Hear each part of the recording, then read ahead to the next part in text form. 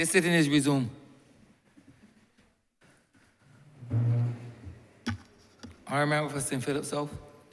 Mr. Speaker, I thank you for affording me the opportunity to speak in support of this resolution and in giving support to my colleague, the Honourable Member for Christchurch West Central.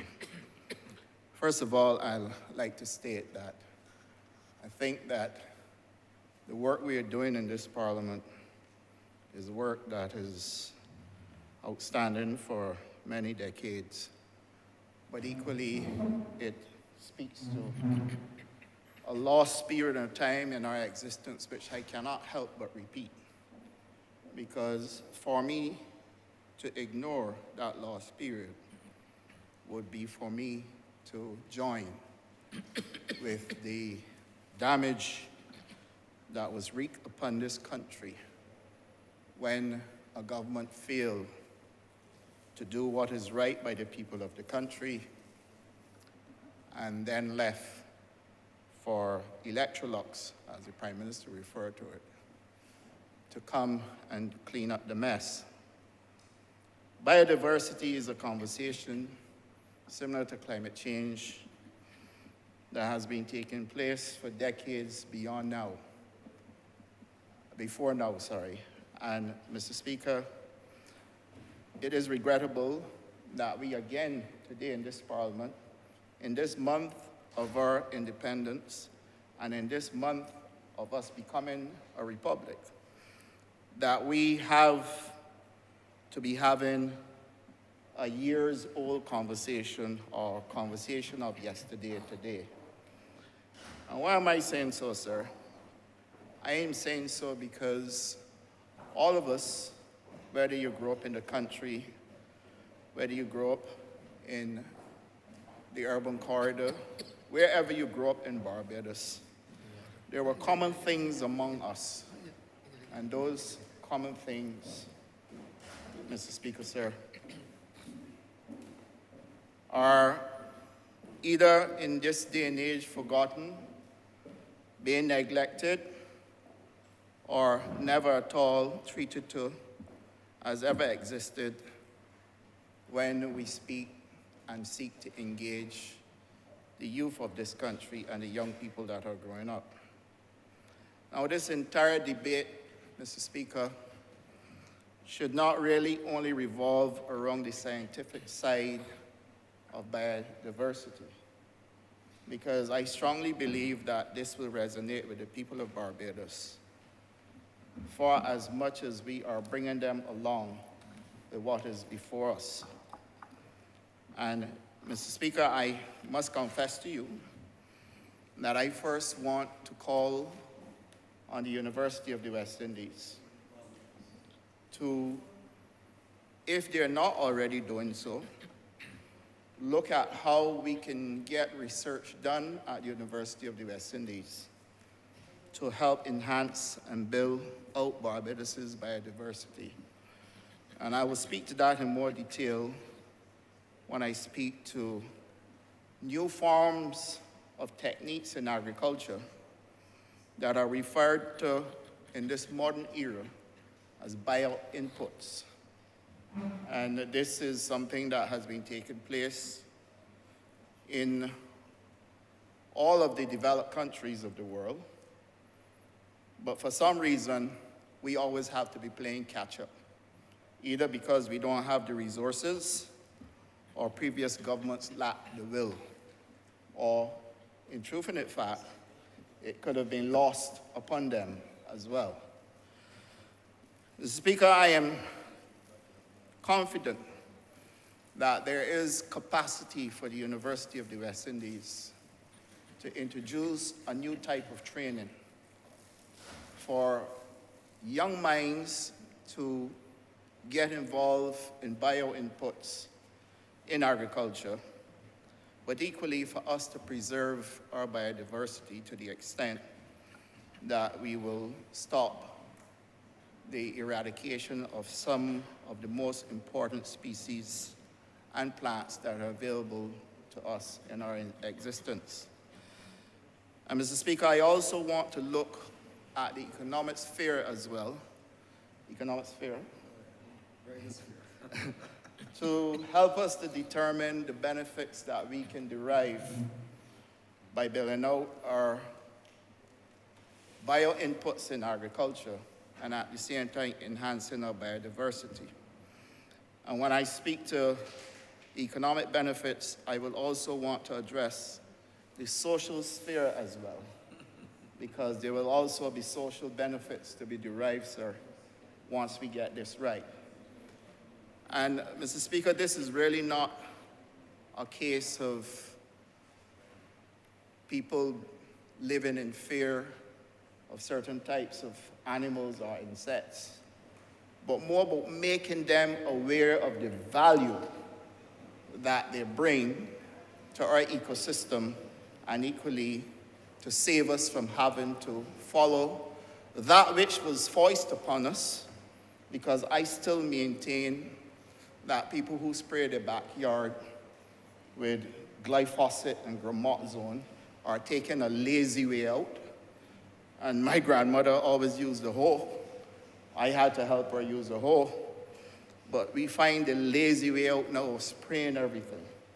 And therefore we have contaminated in a very serious way our soils from overexposure to POPs, persistent organic pollutants. And Mr. Speaker, therefore, there can be no understatement in calling upon the University of the West Indies to help bring about the training that would need for us to understand the importance of biodiversity and bio-inputs in agriculture. This, sir, if done properly, would also lead for further innovation in agriculture. And agriculture is always evolving. It is evolving because we have gone from the days where technology itself was considered the same hoe and fork and a tractor, etc., but other things have been introduced since then. And whilst it is true, sir, that we have followed the lazy method of introducing sprays to kill pests and weed, sir, there are several opportunities available now which I will touch on. And that gives us a chance to revisit what we were doing. And so the importance of this resolution, sir, in this month of independence cannot be underscored enough, given the fact that this country must now face the hardcore reality that confronts us with climate change. And if we do not strike a balance, sir, between what climate change is about to do with us as a people, with our plants and with our animals, sir, we can speak till the cows come home. The one blows will certainly kill the old cow.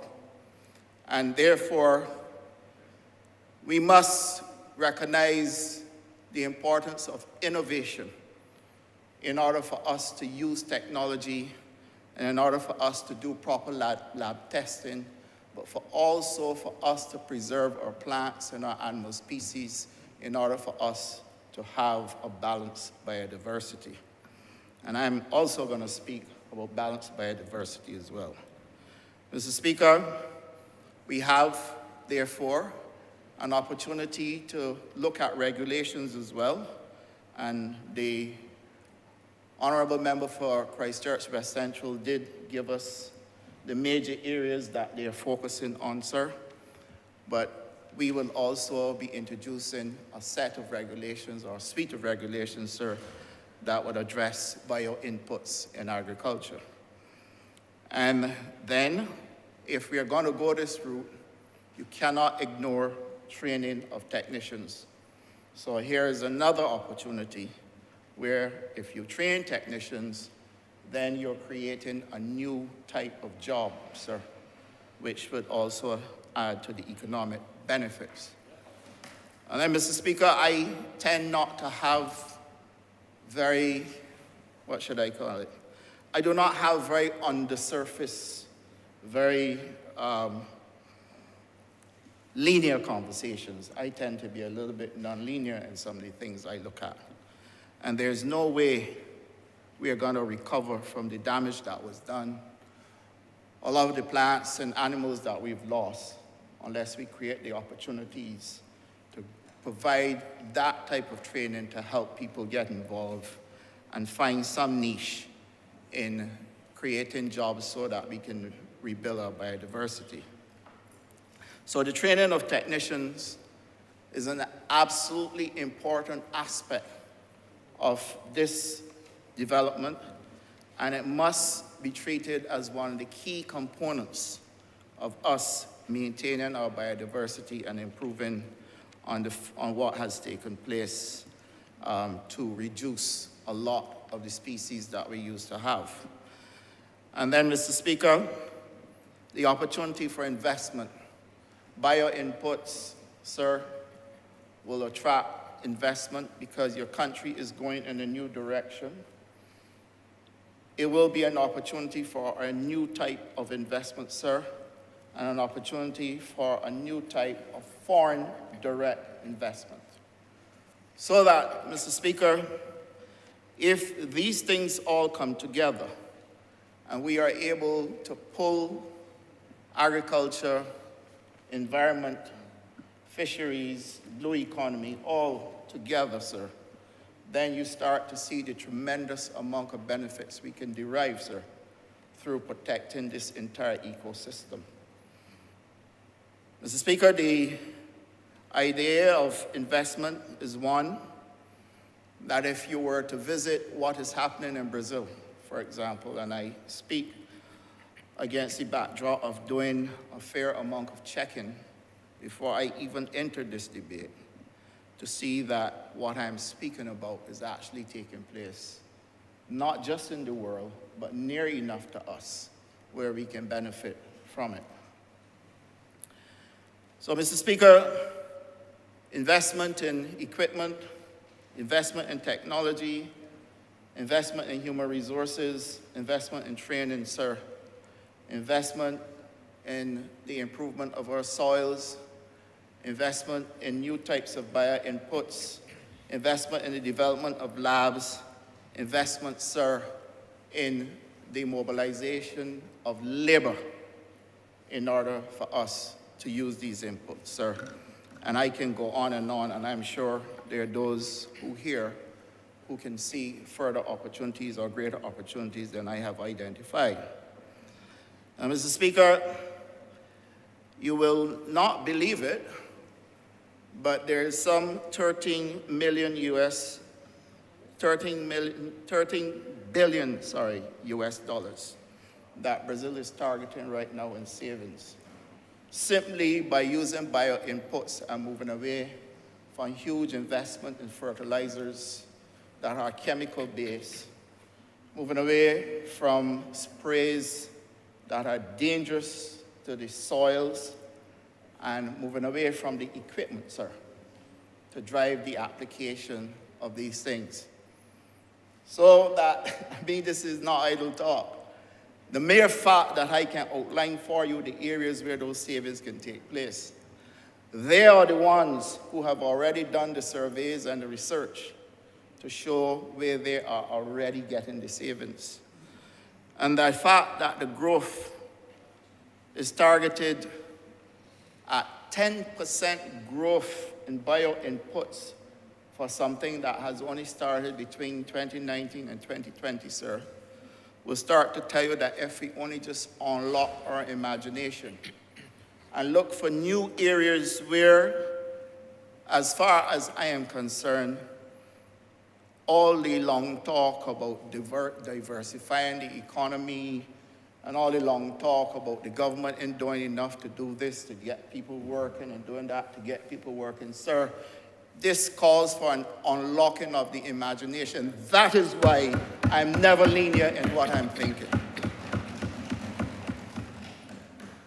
Now, Mr. Speaker,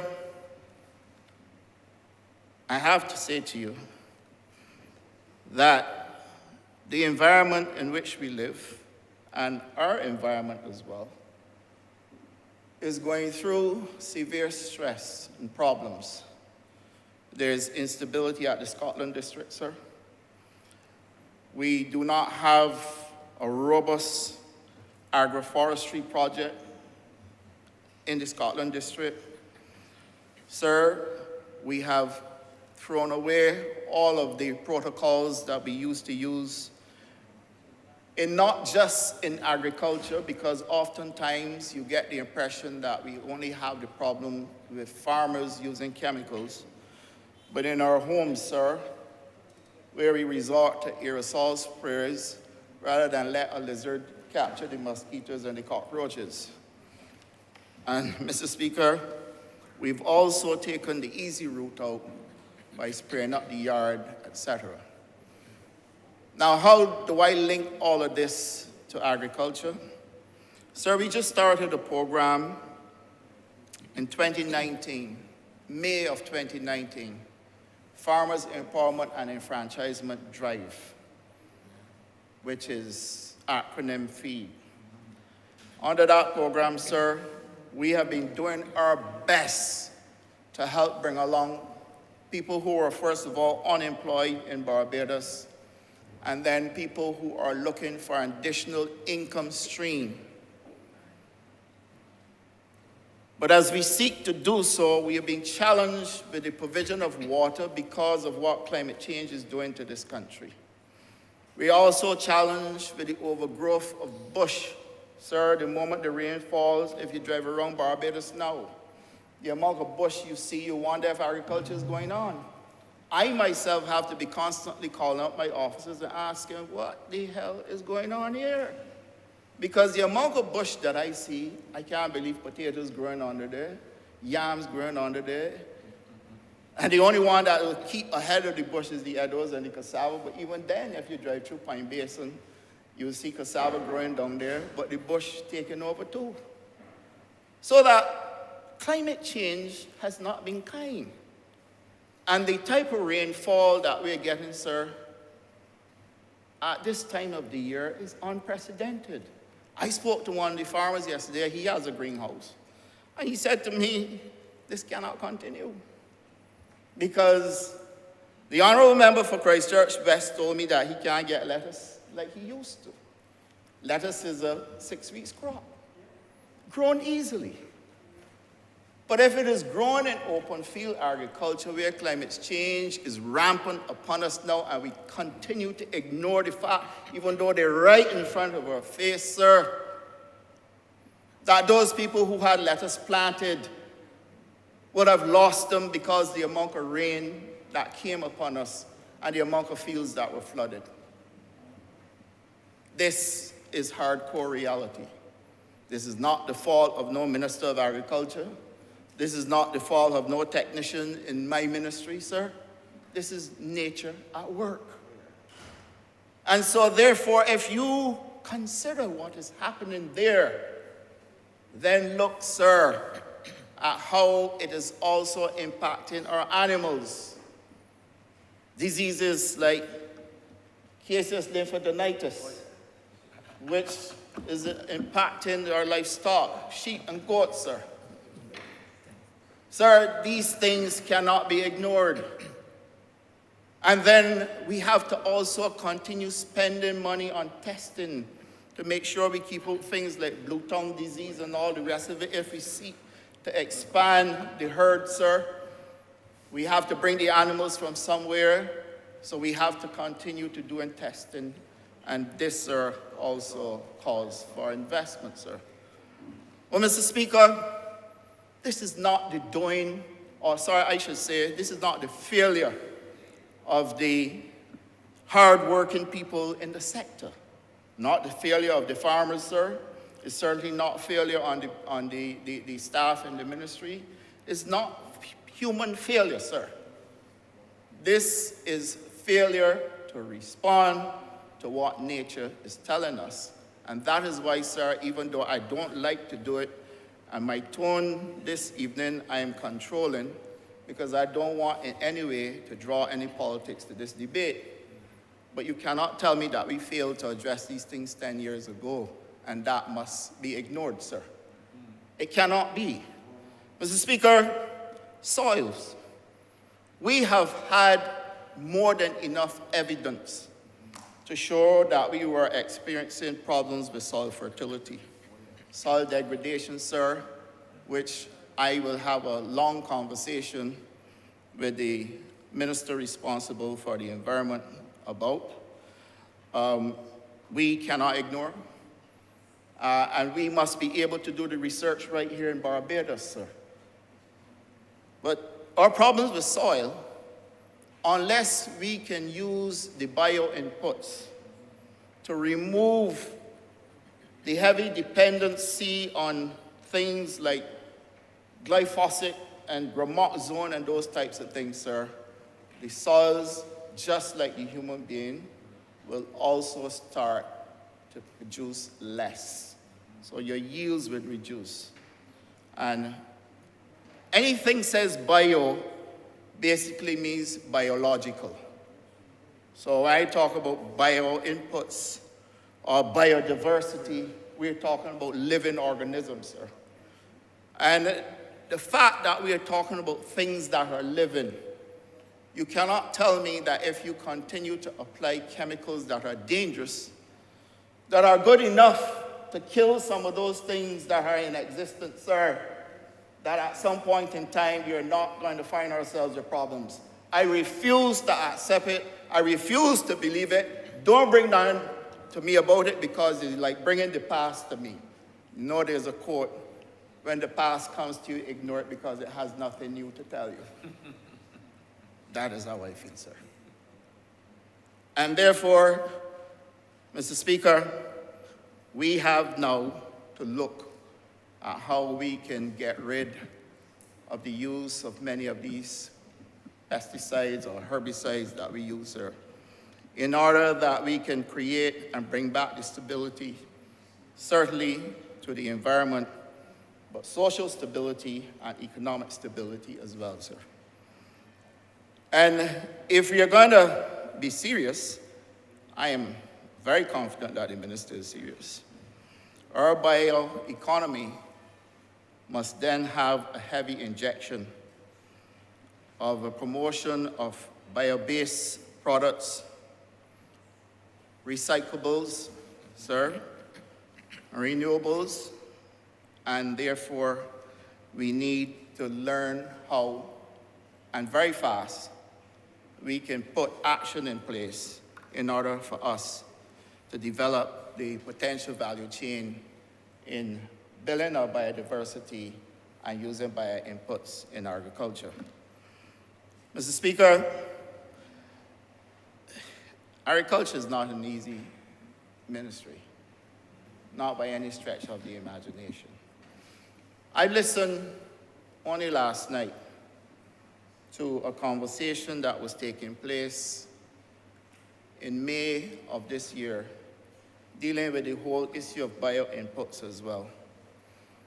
And you know the challenges that the world is facing today, a lot of us are not identifying with, you know.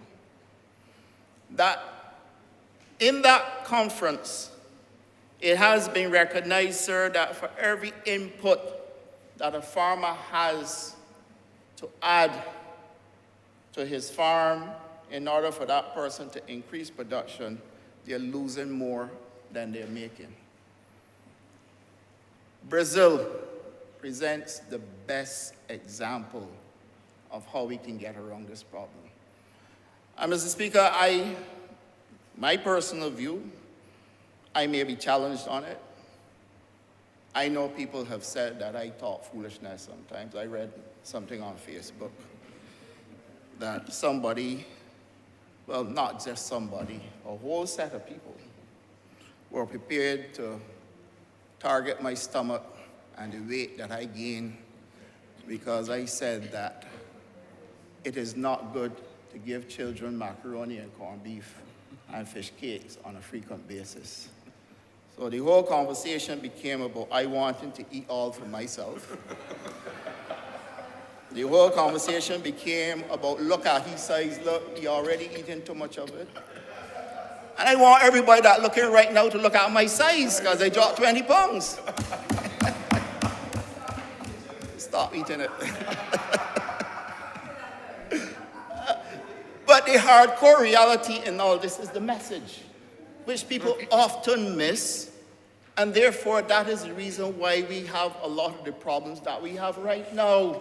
Because people tend to miss or deliberately refuse to accept the message so that they can get a chance to poo-poo you because you're in public life. I get it. But what I don't get is the generations behind me that gotta come, how you expect to bring them along when you blurred or stopped the message, sir. And as far as I am concerned, Mr. Speaker, if our food is gonna be served to us after heavy doses of treatment with chemicals, sprays, and all of that, people will die younger. Children will become sick, sir. Our animals have shown that they too are becoming sick because we don't know what they are getting, either when they're grazing or when they're fed what we call manufactured feed or concentrate, sir. So therefore, Mr. Speaker, in addition to the introduction of technology, we have to look at product processing as well. Product processing in terms of what is going into the products, how they're being packaged. The Honourable Member for St. Michael South took us to a stage where we addressed single-use plastics. And that was a very serious time because as far as I am aware, sir, a lot of those plastics were getting into the ocean, etc., and we're humbugging our ecosystem as well. And Mr. Speaker, we also need to look, sir, at the type of parasites and diseases that are impacting our animals now because of the same climate change. And we are picking up what is called transboundary passing of these diseases in a very simple and easy way due to the fact that we import a lot of things that we eat. And if it is that a lot of these things are not processed at a FO value above 3, meaning that it has been so severely heated to bring it to sterility, then we are at risk. That is the reason, sir, we are addressing bird flu right now in the UK, where we literally had to put a ban on all poultry products coming out of the UK. This is the risk that we face, sir, when we have to import things that are infected by diseases that are spreading rampantly, sir. And then, Mr. Speaker, similarly, we had to do the same with African swine fever, where we had to bring this entire country along because it was so close to Hispaniola. Well, it was in Hispaniola, but so close to Jamaica and the rest of the Caribbean, that we had to put systems in place to mitigate against it coming to Barbados. And then, Mr. Speaker, all of these things will require us building out a new type of capacity in terms of our human resources in order for us to be able to grapple with the challenges that are wrought upon us by climate change and in order for us to maintain and rebuild our biodiversity. Now, Mr. Speaker, I will spend a few minutes on soils. Our soils, Mr. Speaker, are getting weaker and weaker, and they're producing less. Farmers are now telling you that they have to plant less because they have to go with intensity to get greater yields. And the investment in chemical fertilizer right now is costly. So in order to get greater yields, they have to put in less and invest more on yields. Mr. Speaker, bioinputs really, or bio-based agriculture as some may know it to be, is any product, process, or technology of plant, animal, or microbial origin intended for use in production, storage, and processing of agricultural products. So if I've been using the term I didn't want to stop speaking to it without first saying what it is.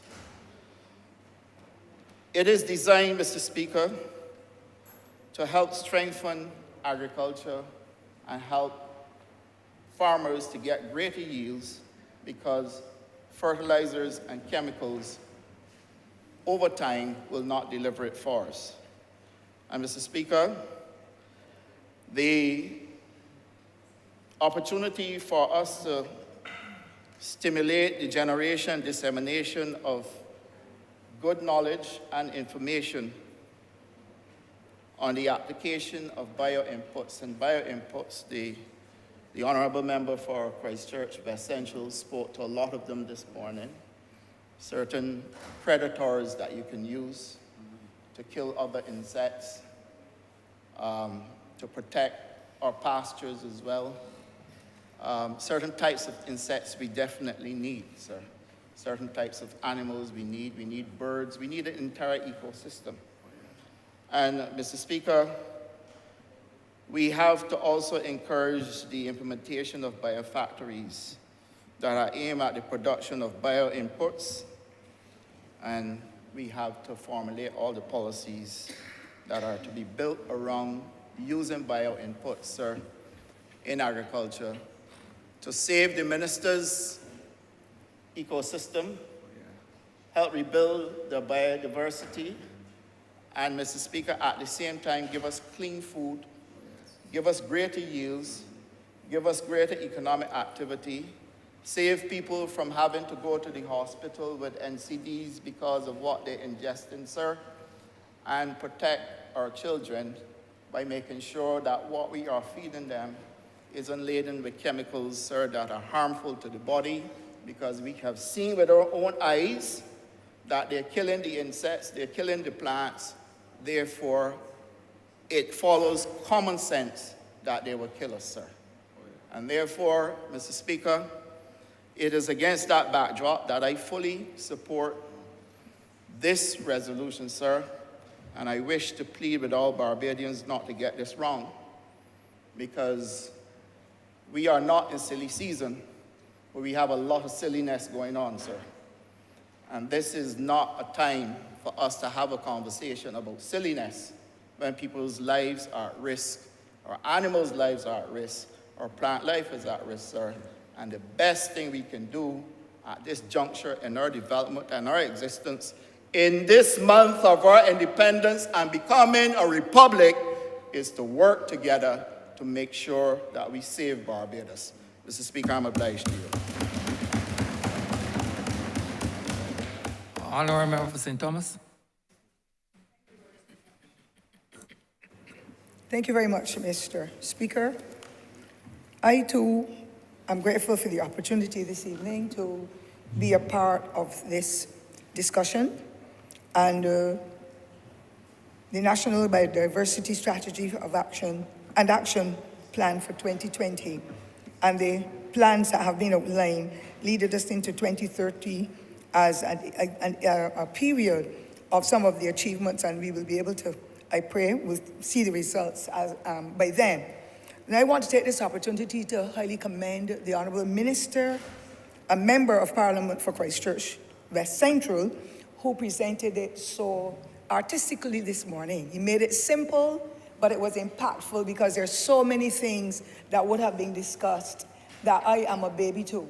And therefore, I've learned something new and something empowering from a younger male being a Ford anyhow. We do it well.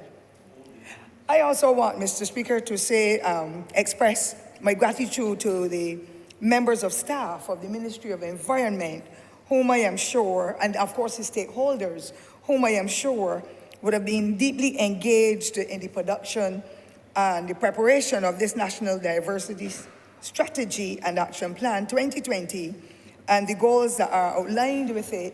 Once we follow what the guidelines are, we will be able to make some better achievements by 2030 to ensure that Barbados is on the right trajectory for looking after the health and welfare, not only of the people, but of course, the preservation of our lands, our soils, our crops and products, and so on. I want to also add, sir, that Barbados has come a very long way in its advancement. And of course, we will have dropped off from the plans we have a number of the activities and the projects and programs and so that we would have developed over many decades, and we have dropped the ball on many of them. As far as I am concerned, and you know, sir, that I'm speaking for the old school.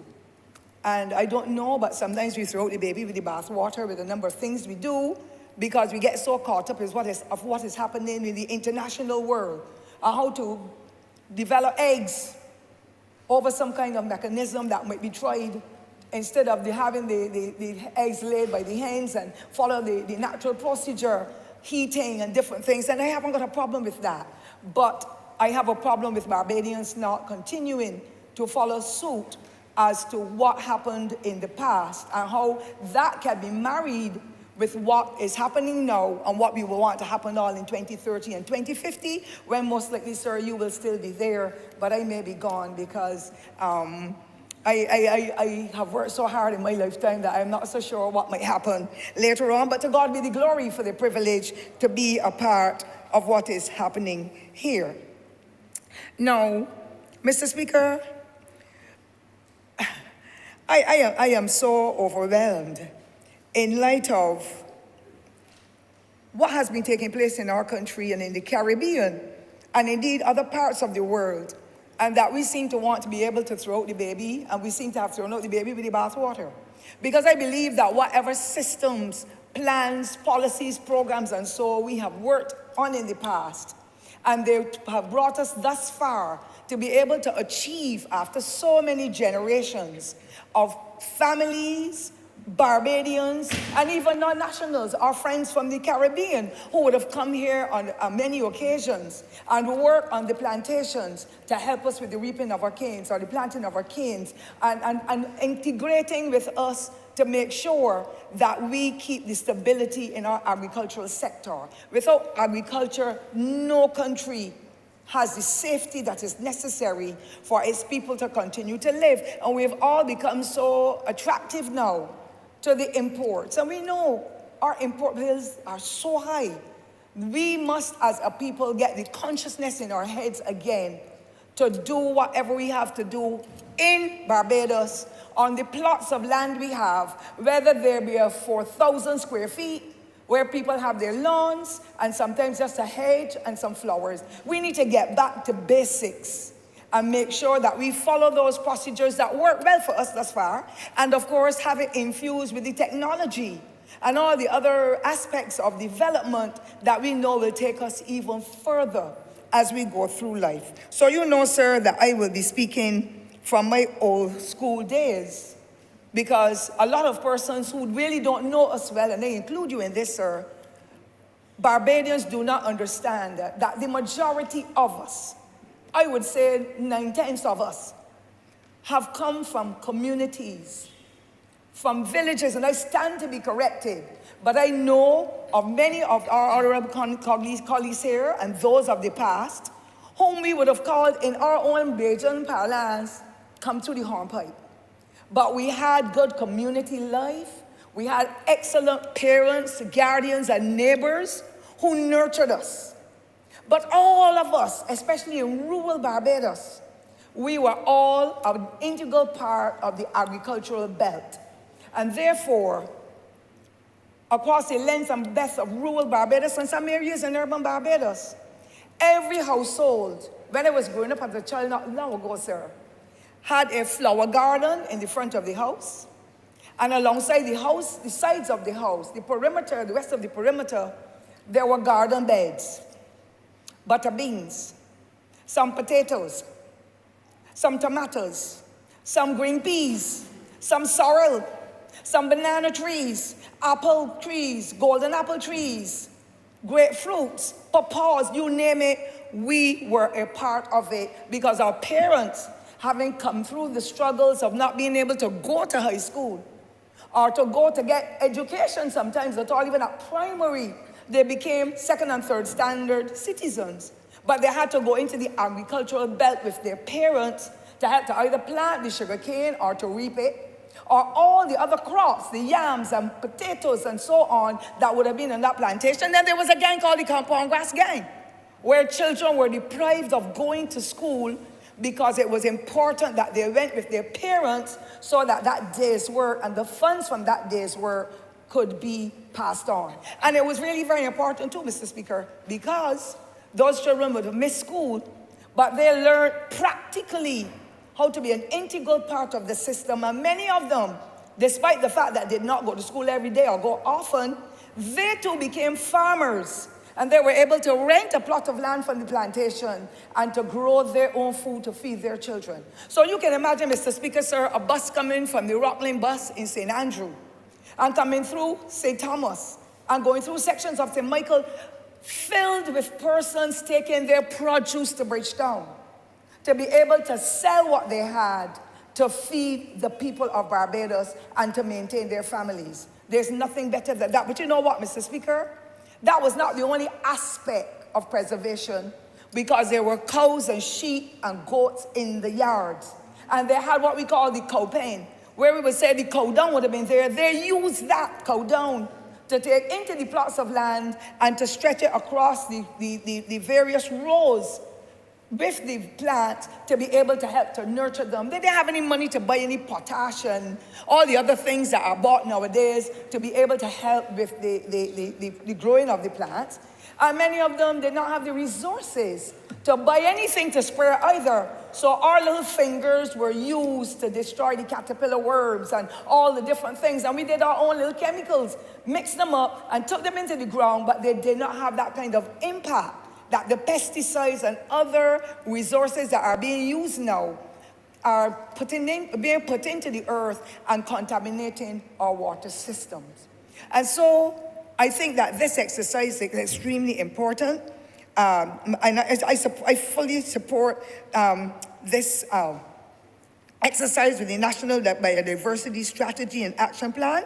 And I'm sure that it will have a dynamic impact educationally, and particularly for young generations to come.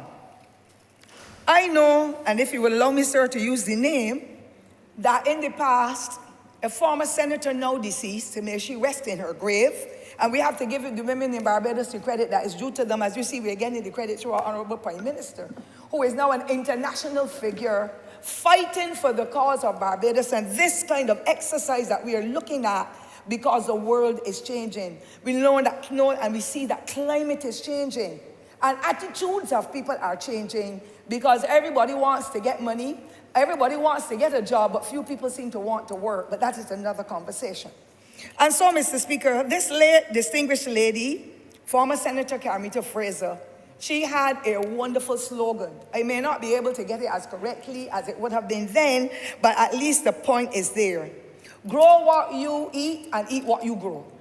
And all of a sudden, we have become so middle class that we want to eat what somebody else grows, but to get it for next kin to nothing. Farmers and other people interested in agriculture go out there in the weather. People steal their crops and sometimes cut them up too. Carry away the cow, the sheep, the goat, the tomatoes, and then you have to hear on the radio, well, the tomatoes that are being sold in a particular location, that were stolen from a particular location, have been sprayed overnight because they wouldn't be ready for eating for next 2 days or 2 weeks or whatever. And it is a broken spirit that our farmers and other persons who are trying with the agriculture to feed themselves and avoid buying or supporting any import bill that the Honourable Minister of Agriculture will tell you would be millions of dollars. And when some of those vegetables come, then you see them in the supermarket after 2 weeks, you can see that they have some kind of chemical or some kind of preservative, let me say it that way, that is helping those vegetables and the other foods to last up for a little while.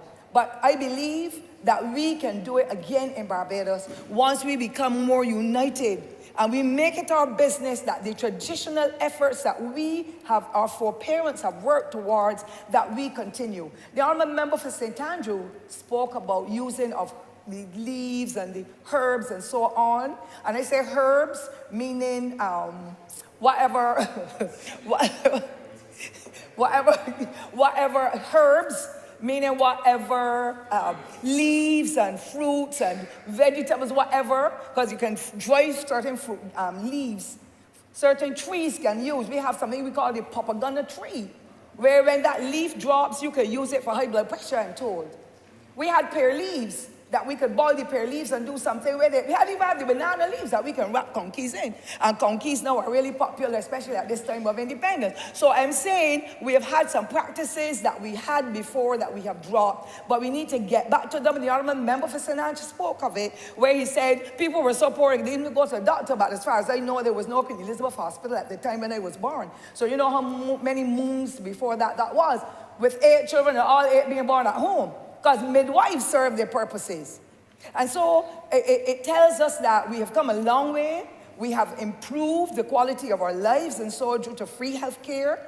We now have polyclinics. We now have private doctors and others who are there to offer us the services. But sometimes the medicines that we get don't work for us either. But that too is another conversation.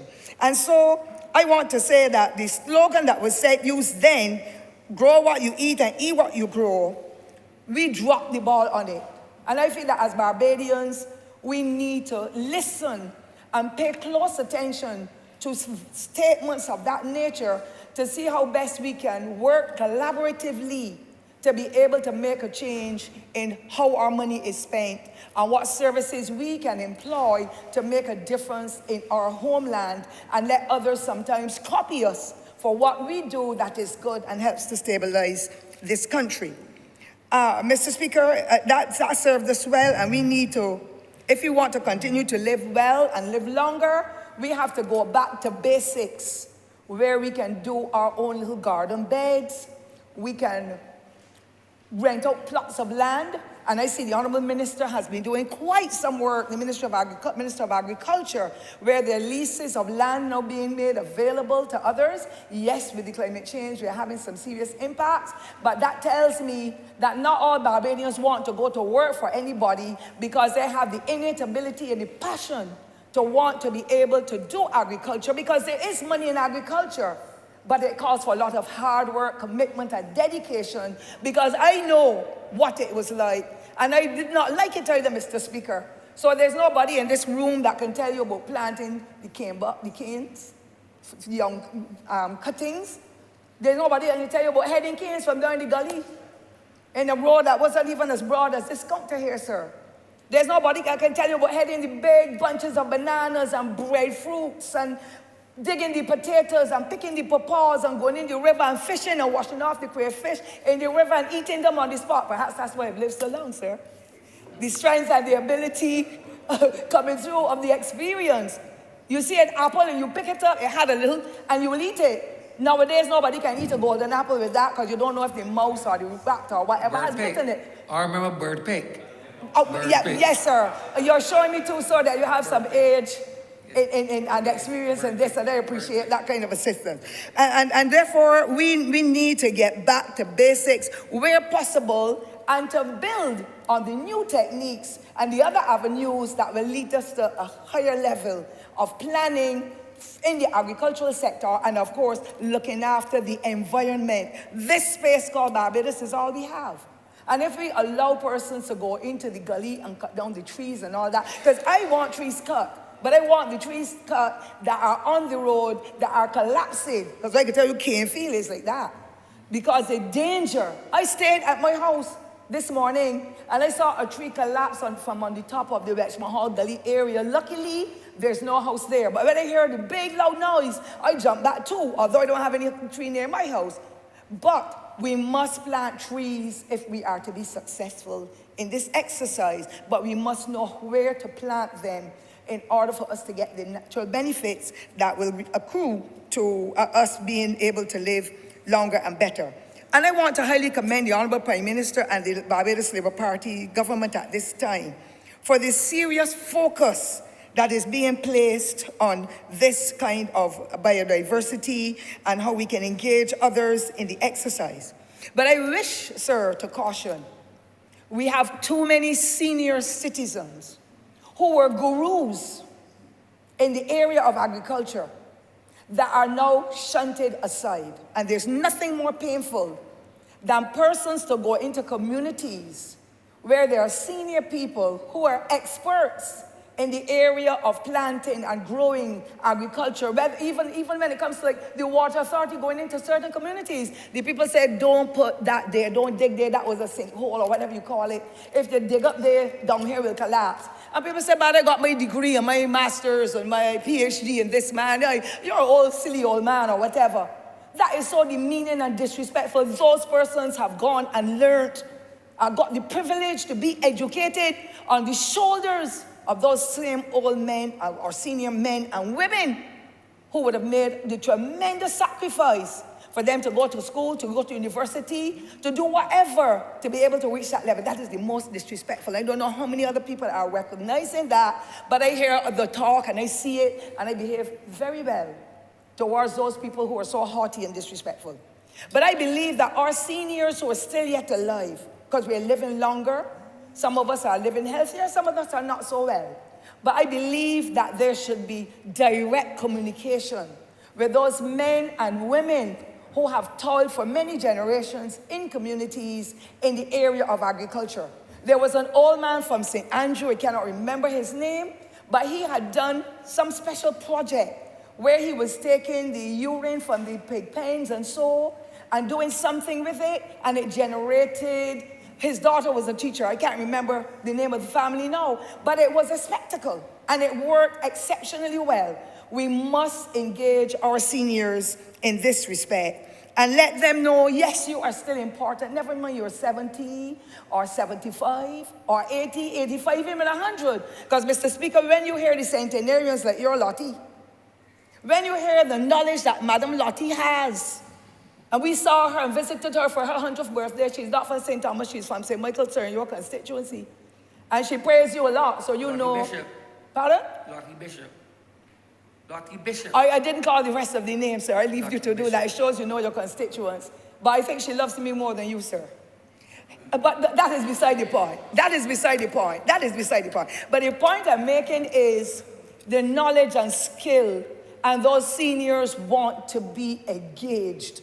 And it isn't everything that they will say that might interest the Ministry of Environment or the Ministry of Agriculture or the people in Parliament or Education. However, they need to be heard because there's a lot of knowledge and skill in what they did to have kept the agricultural produce and so going at a stage where sometimes you could buy something for 10 cents a pound and all that at that time.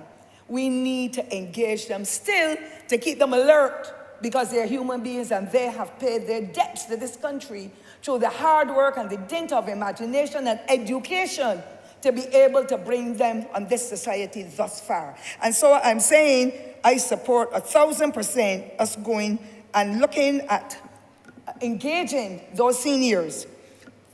Excellent things are happening in the international arena.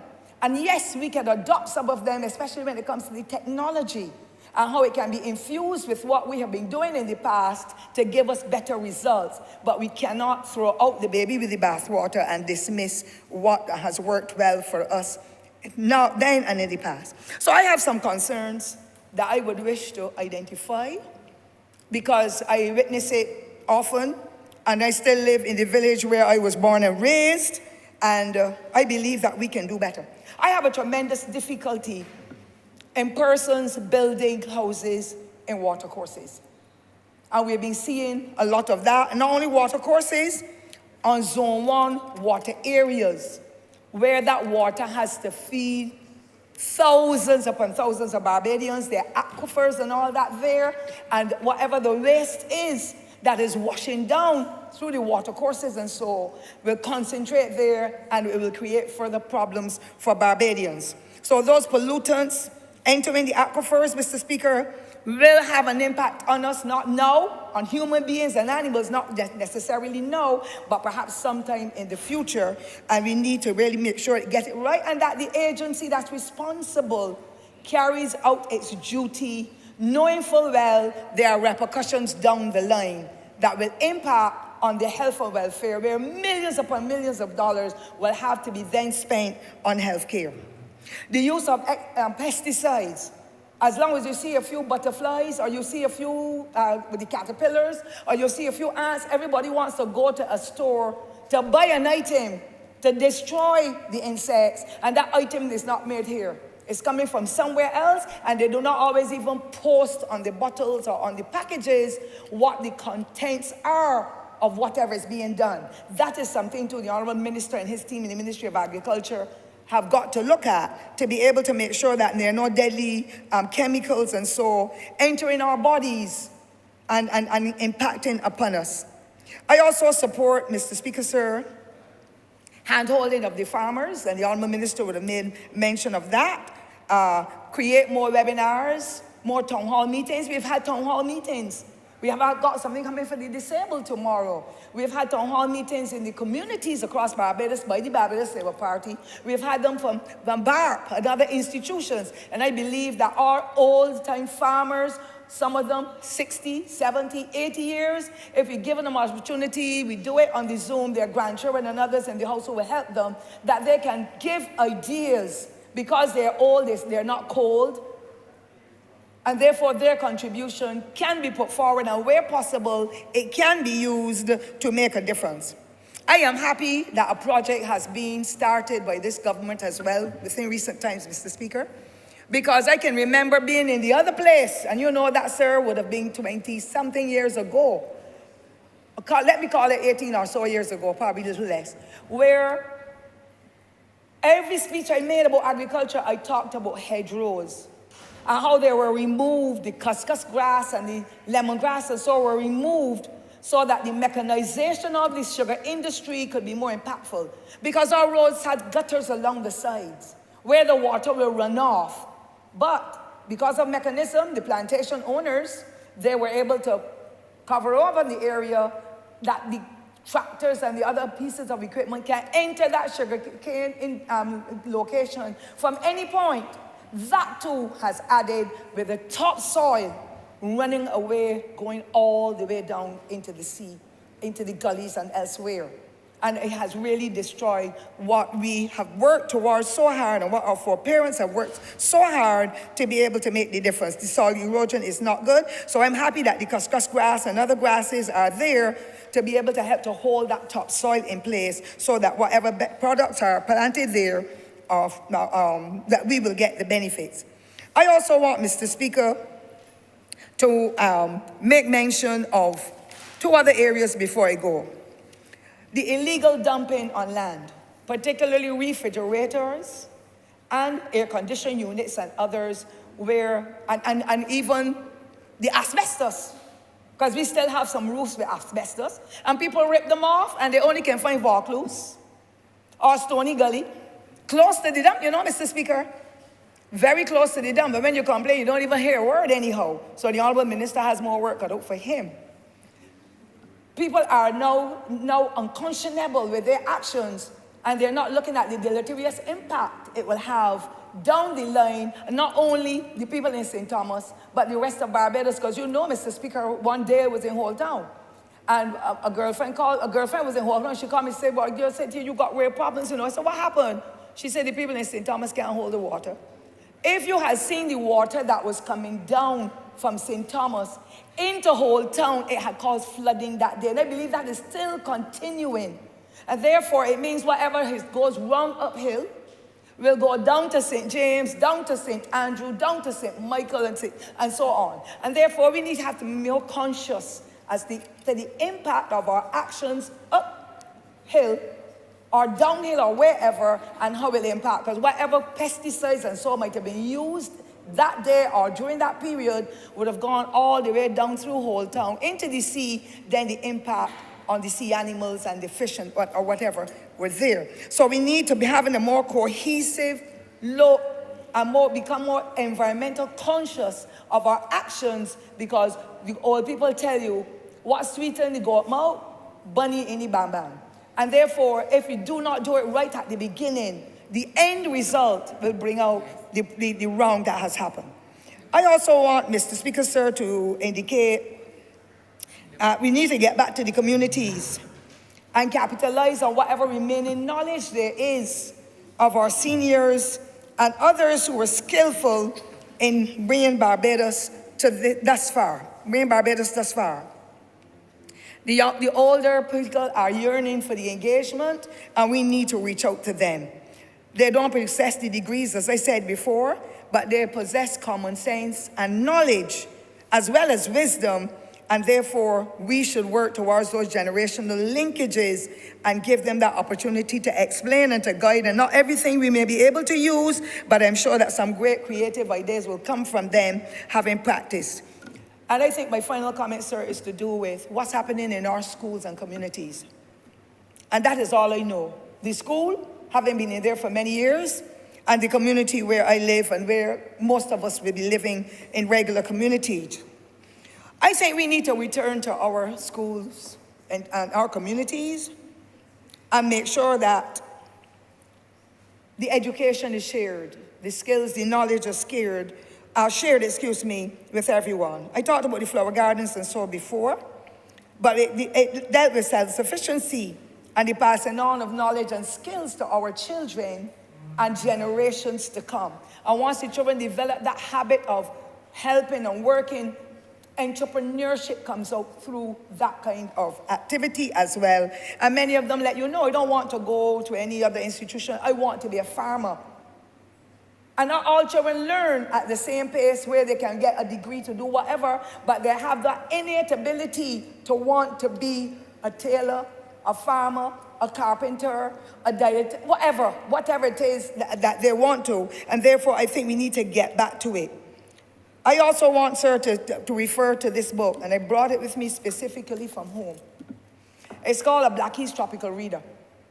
There's no school in the 1950s, 60s, and 70s that did not introduce children to the tropical reader, because there was a subject on the curriculum called nature study. And our children have lost the nature study skills that would have helped them to even get to another level. It refers to just about every fruit in the tropics, how to work with them, what they represent, what benefits they can be derived from them. And I brought it along with me because I think that we need to get it. From 1962, and then there was an edition in 1960, this new edition in 1968. But this is from my bookshelf because I'm not a throwaway person. And when I looked at it last night after our discussion, I said, you know what? More Barbadians need to get these from the seniors. Share the information, read it and share it, because it gives profound knowledge to be able to stabilize them in whatever they do. So we must get back to basics, Mr. Speaker. And I would like for, at this time, having expended so many millions of dollars in our schools, not only to build them and to maintain them, but to be able to get access to the land. Very few of our schools, if you look at it, Mr. Speaker, sir, has a kitchen garden or a flower garden. There are general workers working there every day, and the environs of some of our schools is unacceptable. I know that the Lester Vaughan School, I refer to that because that is the one I know. Or I can refer to the Holy Innocent School where he was the principal, or we called it the head teacher, where nobody's child went home any evening without having a chance at doing nature study.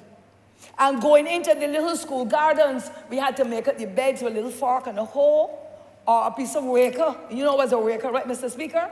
So if I had to pull the grass and so on, we didn't have anything fantastic. We didn't have any plow. But it was a way of nurturing the children.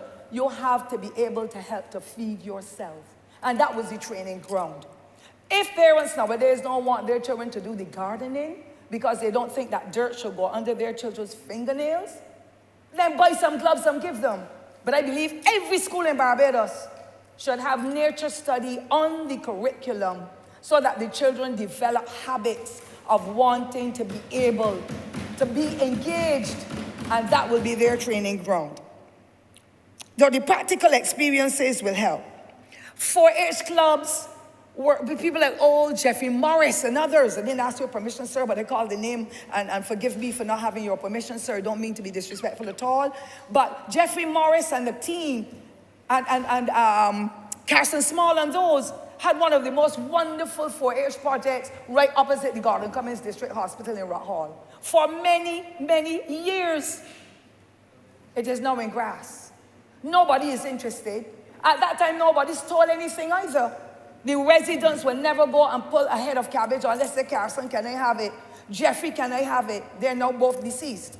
And I'm saying that held the community together. Where are the community groups? The Ministry of Community Development and Empowerment, I believe that's what it's called now, needs to get their staff members out in the communities, and not during the daytime when children are in school alone, but in the evenings, anytime after 4 o'clock, for our children to be able to get that kind of exposure, if it is not happening in the schools. But all schools should have a 4-H club, because that is where a lot of the skills and the knowledge and so on are developed, and help to set the platform. So those 4-H clubs are dwindling, and I hope that once we start to rekindle that spirit, by 2030, we will be sailing forward with a society of individuals and families that have a better understanding of eating what they grow and growing what they eat to make the tremendous difference.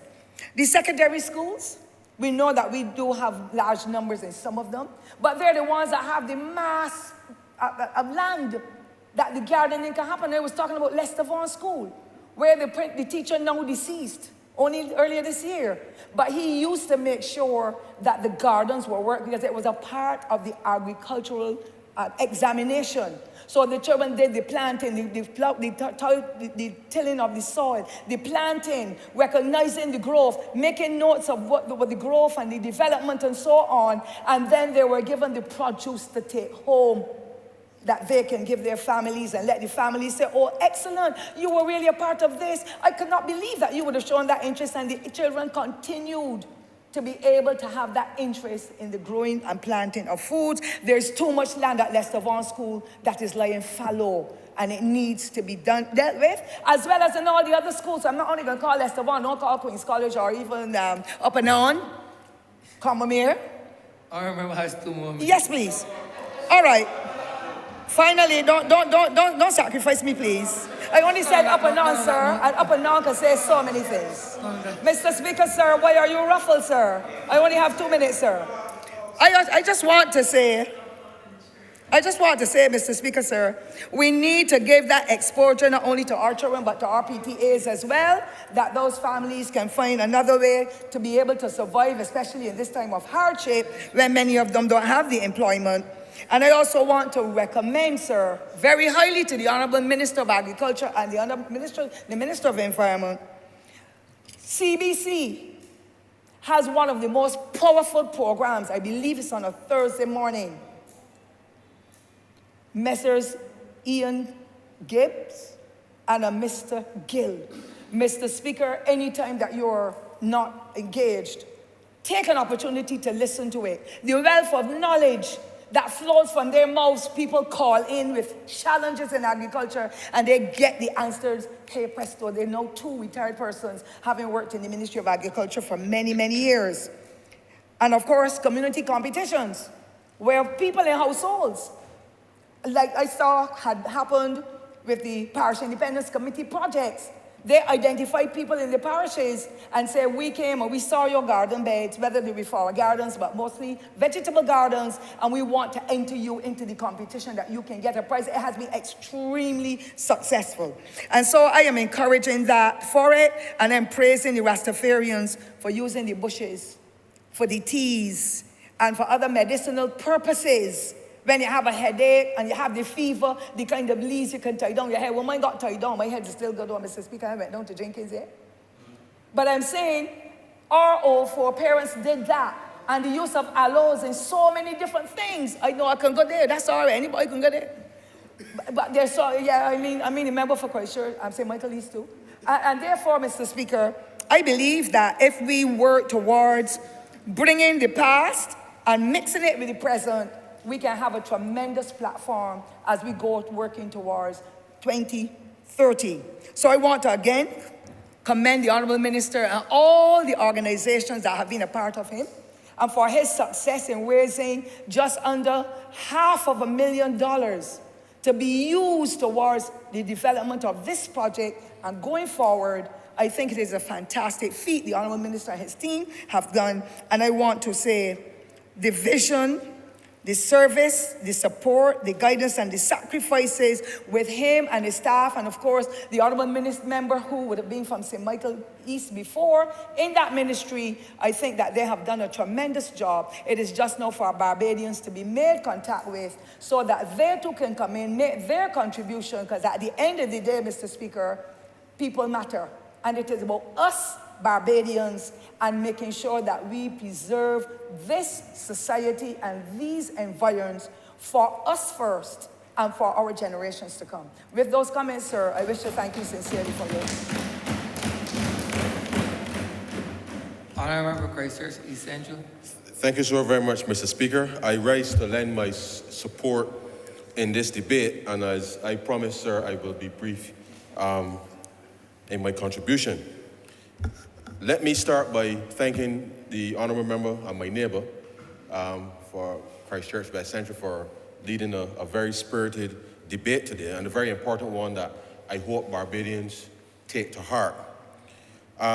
It is important though, sir, that as we build out and respond to not just the climate crisis and trying to re-engineer growth in the economy, that it is important that how we achieve the balance, sir, between sustainability, the way we live, how we do business, how we are going to earn a living in moving forward, that balance is achieved. And this government certainly has set about prioritizing environmental sustainability, of which biodiversity is a significant part of being able to not just deal with the social aspect, the environmental aspect, but there really is, sir, an opportunity within the context of leveraging, as I've heard some members in terms of some research potential in areas that I believe is tremendous. And as we look to build out that life science part of the economy going forward and the BERT plan, we feel that our ability to be able to attract business, to be able to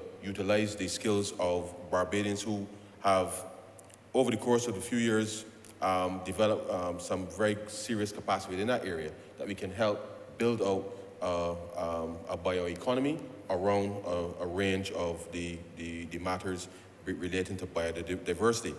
I want to very quickly, though, just at a parochial level, sir, indicate that when I read the resolution, and of course, the honourable member would have stated very clearly the targets that we want to be able to achieve as a country.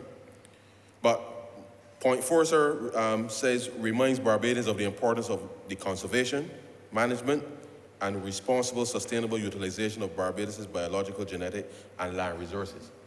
And I focus on that point, sir, because in the context of how we treat to each other as neighbors, sir, across the length and breadth of Barbados is important. So as individuals, how we discard of things will matter with respect to not just the community, but certainly the context of the country.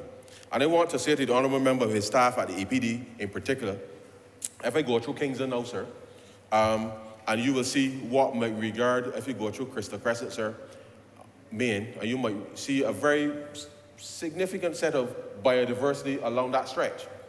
But the reality is, sir, is that it poses a negative impact on the people in the community, because it is not just the bush, sir, with respect to a specific part of that area, but we tend to, and I heard the honourable member for St. Thomas speak to the way we dispose of our fridges and our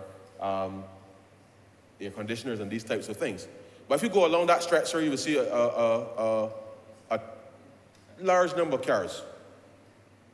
And those cars, seemingly, sir, have developed a very fertile ground for the bush to grow, for the rats, certainly, sir, to be able to congregate, the mosquitoes within that space. And I urge you, honourable member, to have EPD work with the health authorities to be able to resolve these matters, sir, within communities.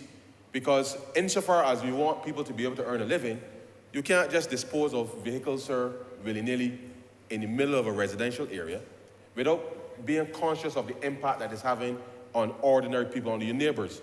And therefore, if we are going to be responsible citizens moving forward to help build Barbados, then we have to understand that how we keep our surroundings, how we are able to respect that you must be able to preserve a clean space, And what's that is at the extremes end, sir, that the persons who have lots who routinely, sir, don't clear them, but leave them unattended, sir, which again accords for us as MPs to be getting calls to have lots cleared when the owners, sir, have the responsibility for doing that. Really is something that we need to understand how our citizenship will matter and the responsibility that we have will matter in terms of being able to fight the fight of environmental sustainability and to be able to do the right thing, sir, with respect to the preservation of the quality of life in Barbados. The Honourable Member for St. Thomas spoke very clearly about some of the practices and other members about what we as Barbadians do on a day-to-day basis.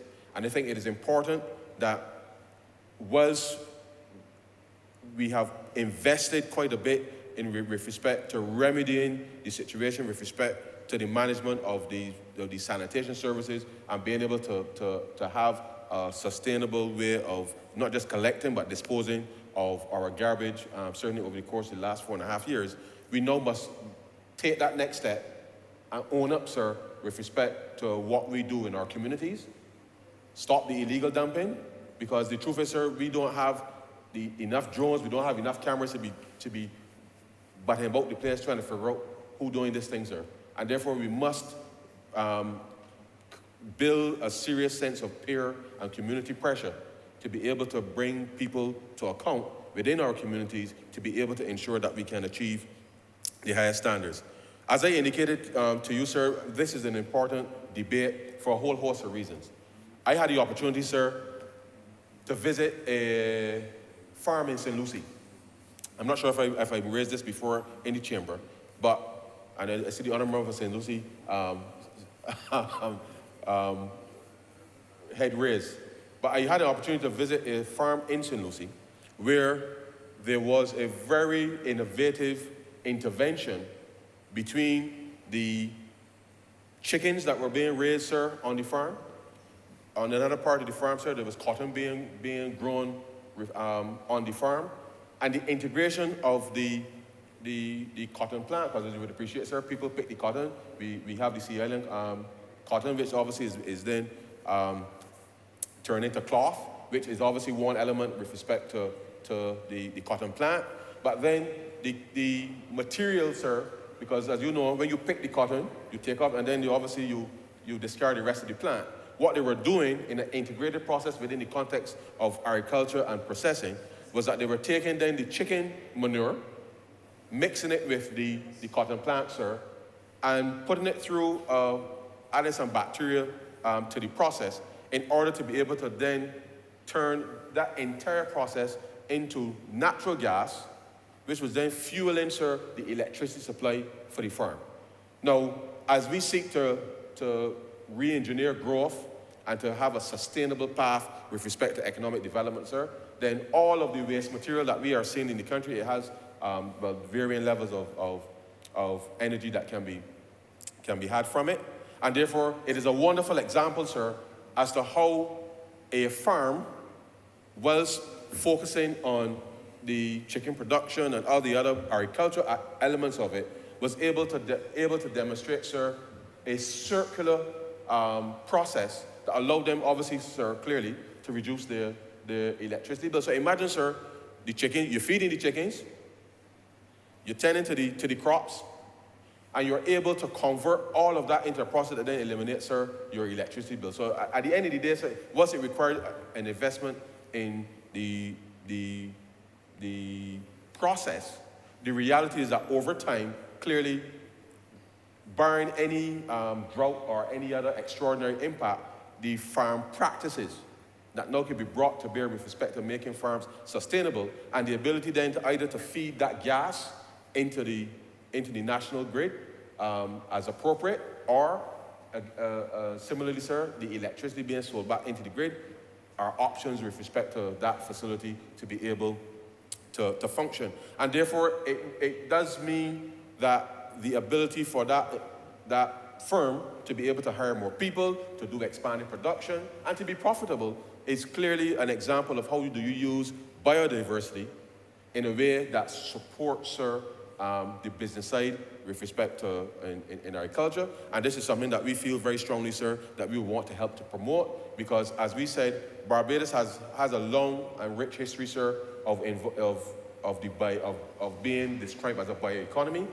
If you think about the way that we produce sugar and rum and that entire process, sir, it is a perfect example of as to how you, well, in the case of rum and the value-added component with respect to that, as you know, sir, you grind the canes, you get the molasses, you take the molasses, you turn it into rum, and the value-added from there, sir, is tremendous. And therefore, to the extent that we can use these types of examples to show people that there are opportunities for which they can change their circumstance. And the government certainly is prepared, sir, to help those within the context of the farming community to look very proactively at how do we insulate the farms with respect to the cost of production, such that we can actually assure the food security in terms of the production that we want to help support, whilst at the same time leveraging the fact that, yes, we do have a country where we are producing, especially, particularly, sir, in the rainy season, where the vegetation naturally, sir, will grow much faster than it would in the dry season. And therefore, the extent to which you can use the waste is critically important. One of the other areas, sir, that is quite important is obviously the element of composting. And therefore, as we look to, again, see how we discard of regular household waste, sir, regular commercial waste, sir, these are the things now, opportunities, because there are opportunities now for communities to be able to limit the amount of waste that actually goes to the landfill by having community areas where you can do the composting, or if you do it at home, and you freshen up your garden, sir. As you know, the nutrients. Now, the truth is, sir, I really don't have a green thumb, and I just struggle with this thing. But the reality is that all of us must give it a shot, sir, to be able to see what we can do for ourselves, because at the end of the day, sir, I feel, sir, you got to be able to grow something. Now, the truth is, sir, we do have to look more seriously with respect to how, certainly in some of our urban areas, and I know the Minister of Agriculture certainly has been working hard to be able to build some of these areas out. But the reality is, those small practices, sir, can make a substantive difference with respect to how people can cope in an environment certainly where the cost of living, sir, is maybe escalating. But these are some very simple, basic things, sir, that ordinary people can do today. Because you're talking about not using fertilizers and all these other things. These are some of the basic things that people can indeed do that are very, very, very, very cost effective with respect to what you're already using in the context of your daily lives, that can help stretch the dollar, sir, as we would say, sir, a little more. When I was growing up, sir, my grandmother had a little piece of land next to the house. I used to kill out the sheep, sir, on the morning before I go to school, and you would rake up the sheep down, and you spread it in the garden bed, sir. You mix it up, and that was your manure. We didn't buy nothing, sir. We used to use everything that we had when it was growing up. And the reality is that we need to, and I think the Honourable Member for St. Thomas raised it in her contribution just now, is these, and this is nothing for anybody to be ashamed of, sir. And therefore, these are some of the very, very, very basic things that if we can do it within the context of our households, within the context of our communities, then whilst there are lots of scientific jargon that one can bring to bear with respect to the issue of biodiversity, the reality is that I see it, sir, as an opportunity, not just to clean up around our homes, but an opportunity where, with the right decision-making, the right type of information getting into the right hands, and at the right time for people, that it actually can serve as an alternative stream of income with respect to being able to support our families and our households. And so, Mr. Speaker, I absolutely support this resolution. Let me just say one last thing very quickly, because I'm mindful that I have to hop on to a conference call. This strategy with respect to biodiversity also extends to our marine space. You recall when we came here, sir, to do the debate for the debt financial swap, we spoke about how we were going to use some of the debt savings to be able to divert resources to help deal with not just the marine spatial planning, but the areas of high biodiversity or medium biodiversity within the context of the marine space. Now, that means many things to different people, and I heard the honourable member speak very clearly about the small fish that people trying to sell you in the markets, sir, with respect to what we are doing. The reality is that we have to allow the entire species to be able to grow if we are going to be able to rear them sustainably over time. And therefore, whether it is in the marine environment or on shore, of course, there are many things that we have on shore. We got too much rats in the country, we got too little fish in the sea. So therefore, we got to get the balance right, sir. And therefore, to the extent that we are saying to Barbadians that we need to work together to make sure that the marine space is protected. By the same token, we need to eliminate the population of rats, because then there ain't one good thing that rats do that I know of, sir. And therefore, as you know, sir, that I know of, and the reality is, sir, that they are pests, and therefore we have to be able to resolve that. And the way that we keep around us clean, obviously, will help to be able to control that in that way. And therefore, I'm saying that the government has already demonstrated its commitment with respect to achieving a greater level of biodiversity, certainly within the marine space. On shore, there are things that we can do within our individual circumstances to help it, and therefore I want to be able to urge all members, all citizens to get on board with respect to any effort that they can do within their homes, within their communities, to be able to help us, Barbados, to be able to achieve not just the targets as we set out here with respect to what we've, in terms of the commitments, but certainly to improve opportunities, certainly for young people, and certainly to make our lives, sir, a little better. And with those very few words, I would like to.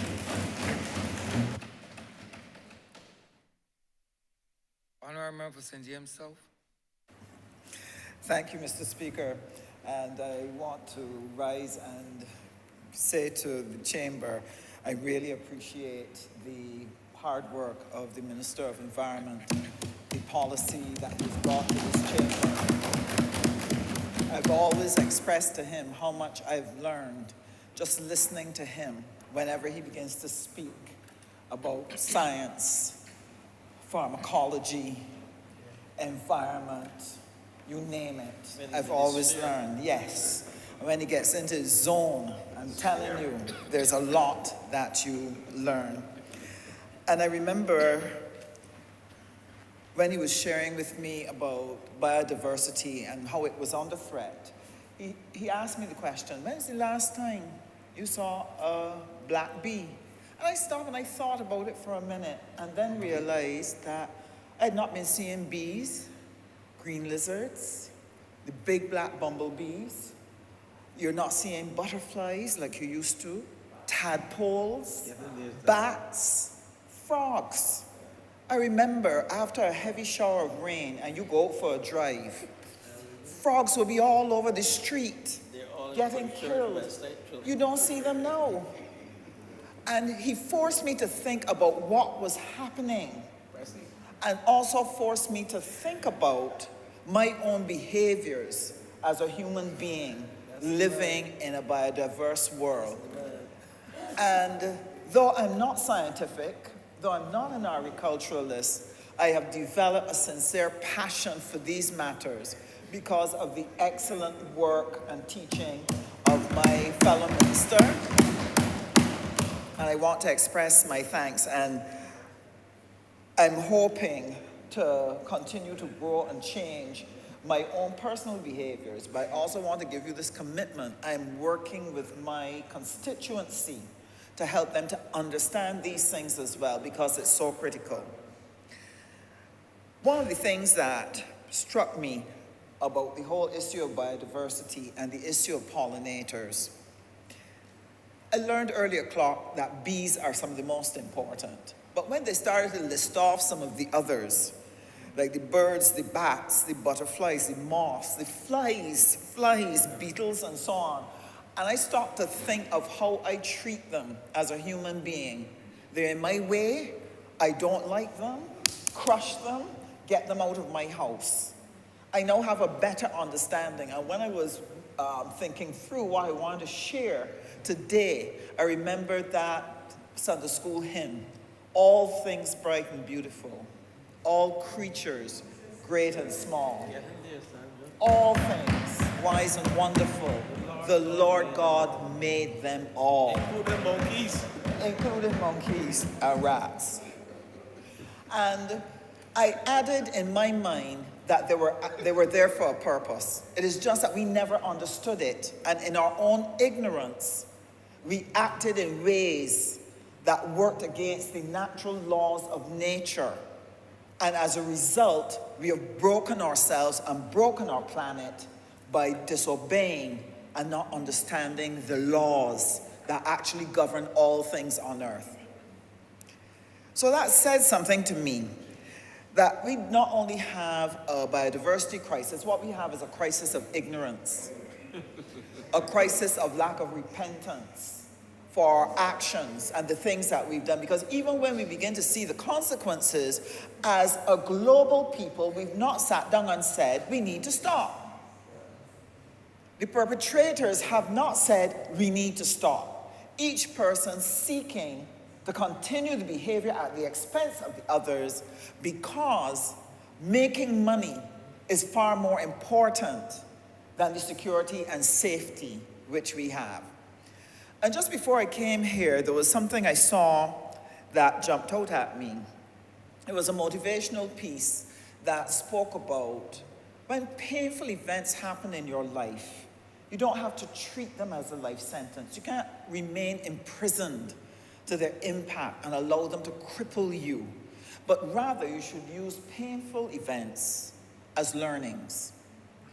And then the thought struck me that if you don't seek to learn from painful events, you will indeed create a life sentence. Because if man does not take a 180-degree change in relation to how it's dealing with production, dealing with agriculture, dealing with its behaviors in terms of manufacturing and construction, that what we're going to visit upon ourselves is extinction. This is of concern to me.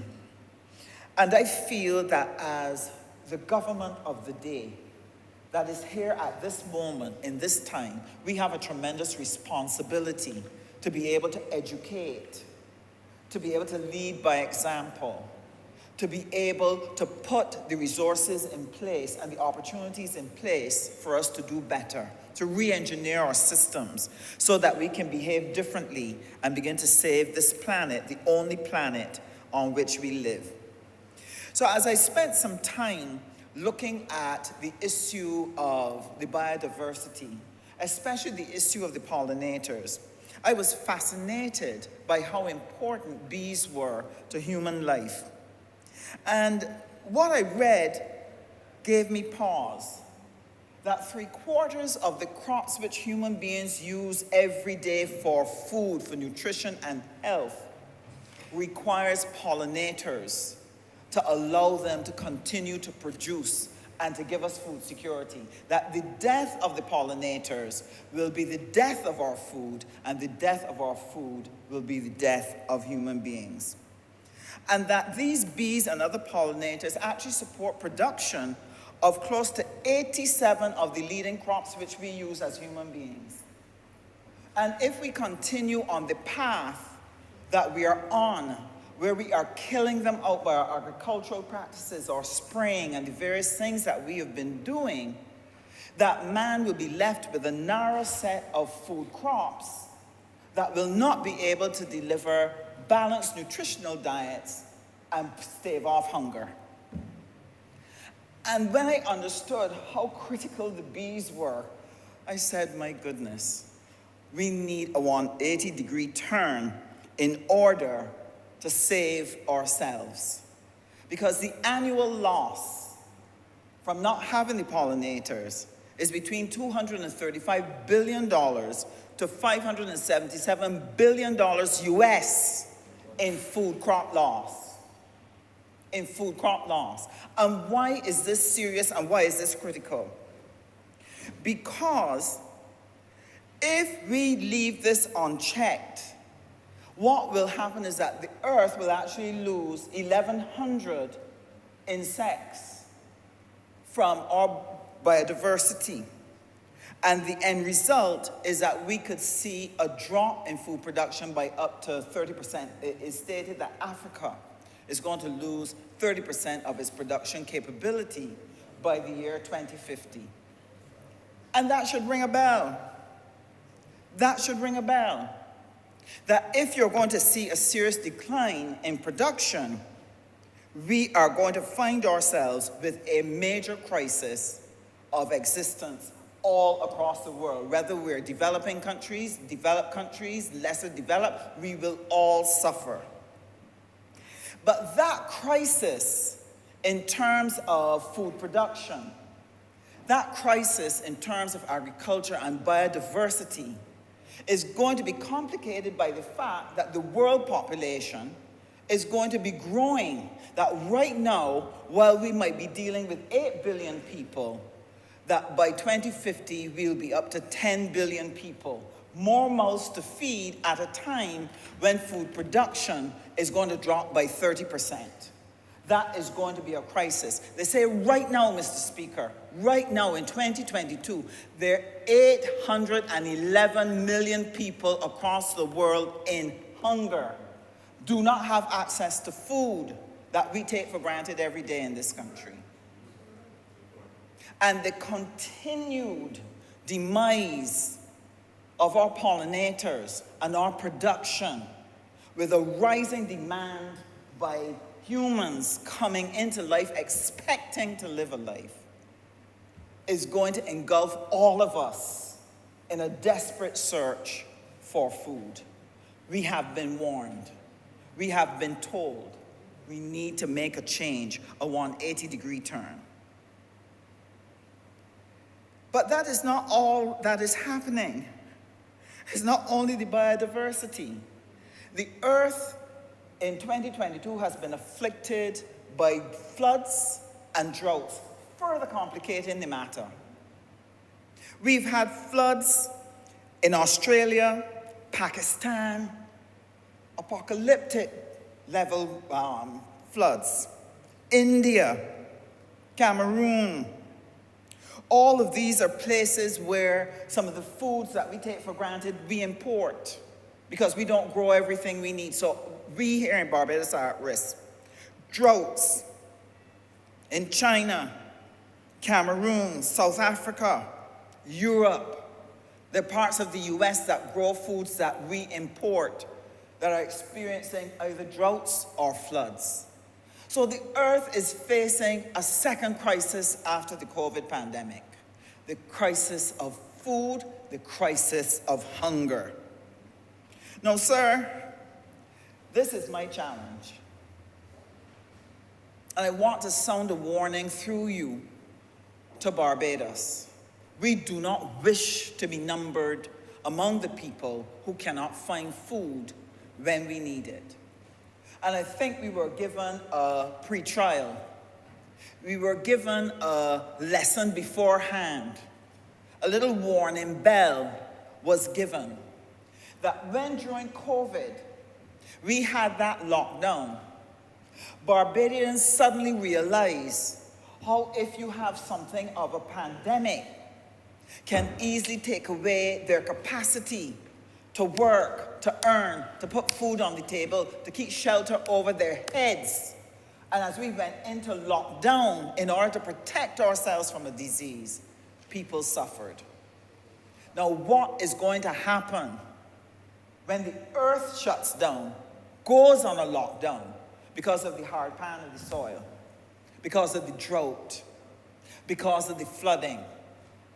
What happens with the contaminants in the sea that will destroy the fish and poison the fish? Up to today, there was an article in the news, not our local news, about the level of toxins that you find within the fish in the sea. We are doing ourselves grave harm and putting ourselves at risk. So there are things that we have to stop and do. And I know the honourable member would have shared with this chamber and with Barbados that there are things that we have to do in order to protect our biodiversity. That there are changes we need to make to our lifestyle, even if it's simple things like how do we take care of used oil? Where do you throw it? When we want to get rid of the mosquitoes, should we be using Clorox or should we be using something else? When we're growing our vegetables and our plants and so on, what really should we be using? So it's going to call for a lot of change, but it needs for us to do it together. It needs for us to sit as a nation and begin to address this issue, because starvation is not the legacy and is not the promise that we've made to our children. So there are things we have to stop. There are things we have to start. One of the things that I have become very passionate about, though I'm not good at it, I'm praying to improve, is that Barbadians need to start planting. Every single Barbadian. And I'm so conscious of the crisis that we are about to face that across the constituency of St. James South, I have been spreading the message to my constituents. We have to start and grow something, anything, but let us grow. And I have to say, and I want to commend them, because a number of them have responded during the lockdown. They were bored, so some of them started turning to doing some more cooking at home, and that led them to start gardening. And so across the constituency, I've seen people starting their gardens. And while, yes, they love their flowering plants, they have actually been shifting to vegetables and herbs. And when I walk through the constituency, they're happy to invite me to come at the back, Miss Husbands, come and see what I'm growing, because they hear me talking about it and encouraging them to get involved in agriculture, to grow something. And I want to commend the communities who've gone after community gardening. In Husbands Heights, the residents came together, identified a part of their play park, and said to me, we need help. We want the opportunity to turn a part of this into a garden that we can grow food that we can use not only for ourselves, but for people who are in need in our community. And I really have to commend them, because they have worked tirelessly. They have watered by hand. We had to work until we could get a community tank to put water, try to get drip irrigation to help them. And they have been able to show the produce that they have been producing in their community garden in Husbands Heights. Hall's Village. Hall's Village, though, is in the middle of a very suburban geographical space. It's still very rural in its behavior. And people have taken the land around them and started plowing up, and they've been growing their crops, their fruit trees. And the abundance of the volcanic ash has actually made the produce greater and faster. One lady in Thorpe's Terrace took the strip of land at the front of her guard wall, dug it up from the lawn grass, and started planting food. And when I stopped to talk to her, she said, Miss Husbands, we are going to need food, and I intend to grow food because I am not going to starve.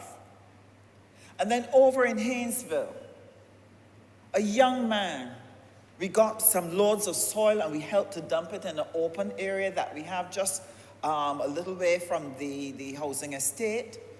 And he started growing food to be able not only to sustain himself, but to help his community. And I want to thank him because he was able to give a number of pumpkins that we were able to cut up and share to people across the community. And he gave that out of the goodness of his heart. But he's growing a lot more stuff in that community garden.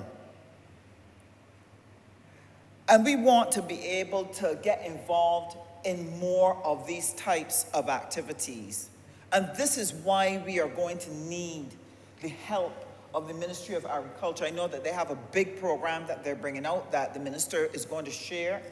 And St. James South is going to be a part of that because we understand the importance of safeguarding ourselves from hunger and starvation. But that's not all that has been happening in that community. I have to thank the Rotary Club South, who they've been working with a number of schools to start Agro Kids, where they would have developed gardens and greenhouses, because they recognize that there's a link between children learning to love the soil and grow things and getting them to eat the produce coming from the soil, that we can combat NCDs.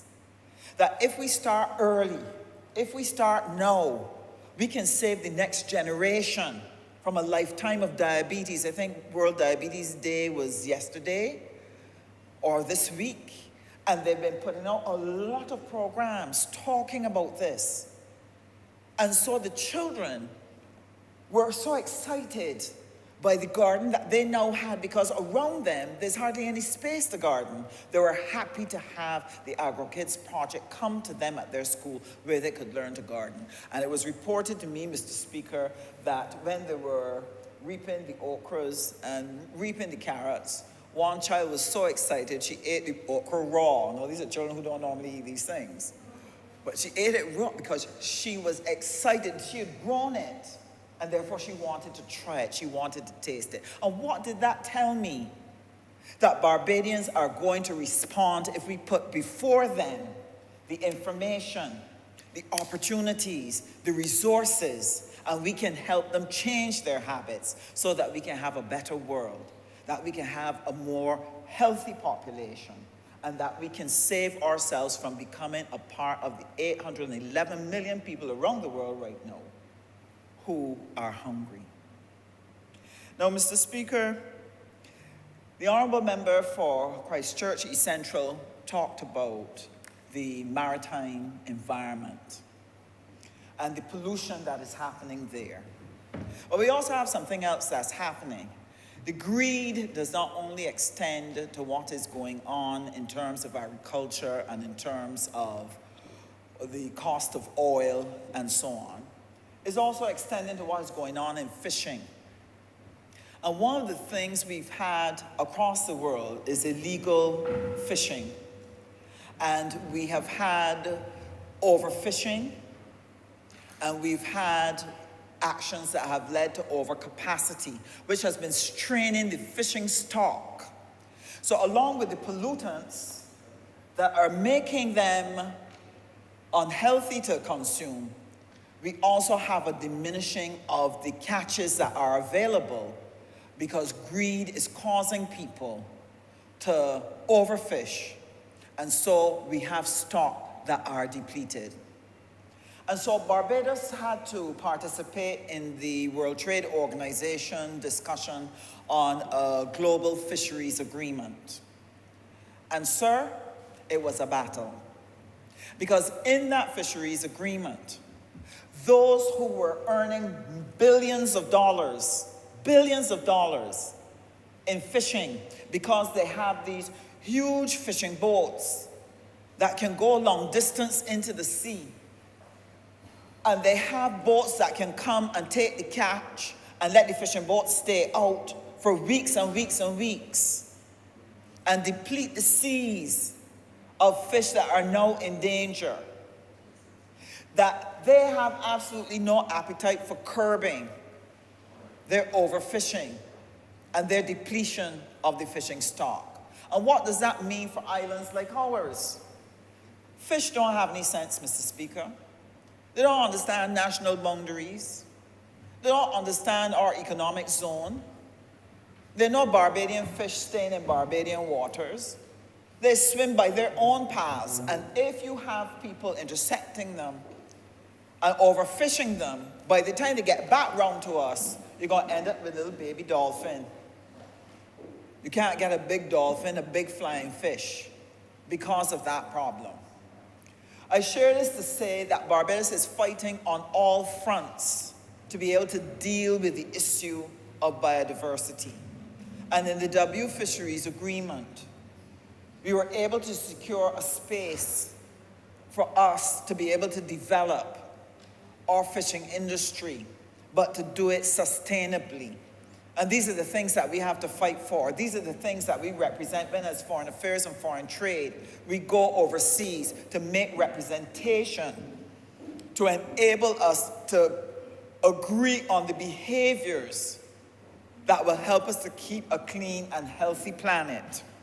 And I want to commend the officers and the ambassadors and our technicians, our technical teams that go out and help to fight this battle in order to secure a safer, better world for Barbados.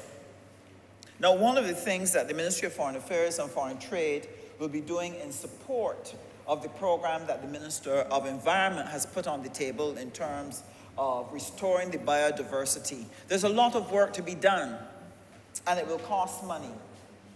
There's a lot of work to be done, but you need the knowledge, the research. We need to have best practices available to us, exchange of information and ideas to help us work out the best way that we can restructure how we here in Barbados manage our environment. And so we've had discussions just this week, and I just wanted to share this with the Honourable Member for Christchurch, West Central.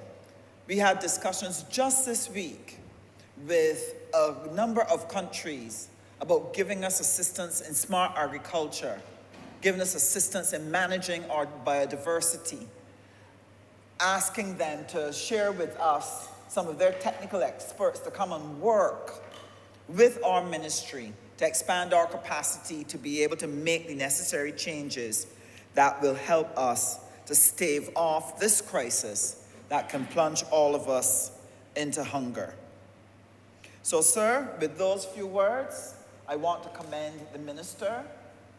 At the personal level, I plan to support and change my behavior so that I'm a good citizen of this earth. As an MP, I commit to continuing to work with my constituents, encouraging them to adopt the practices that can help make us safe and help us to keep food on the table.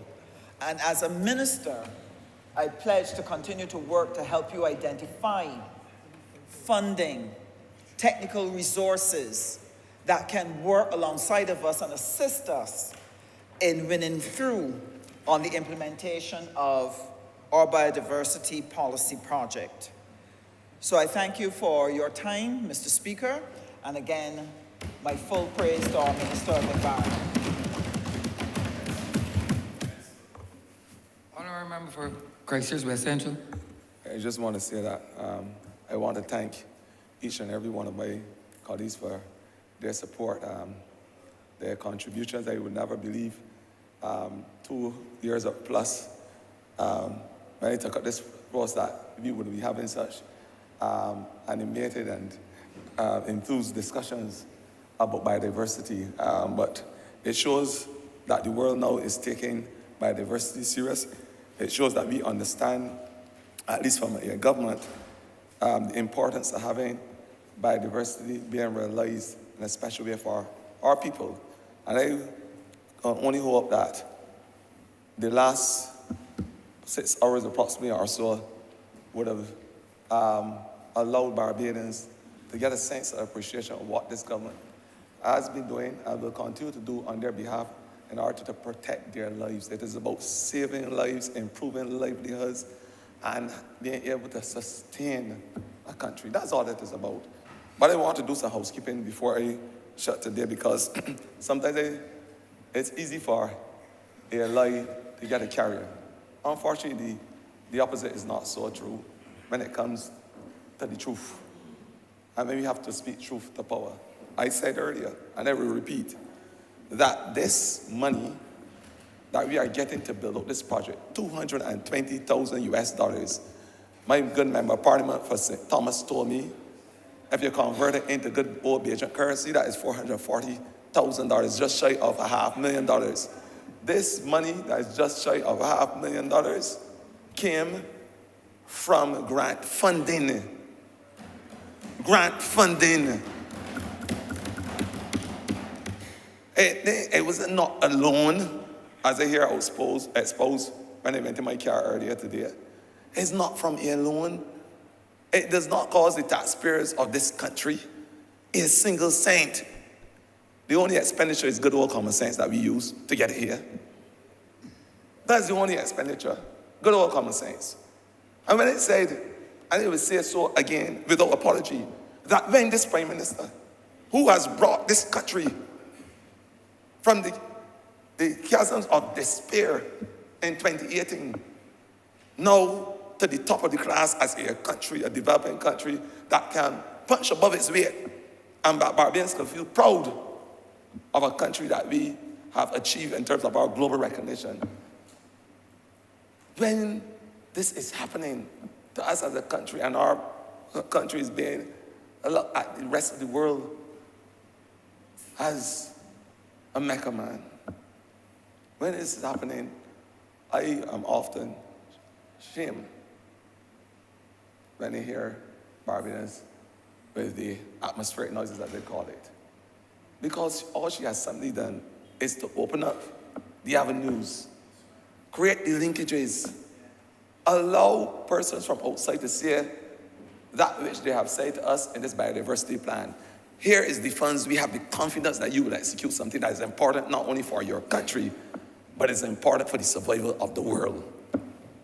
And they give $220,000.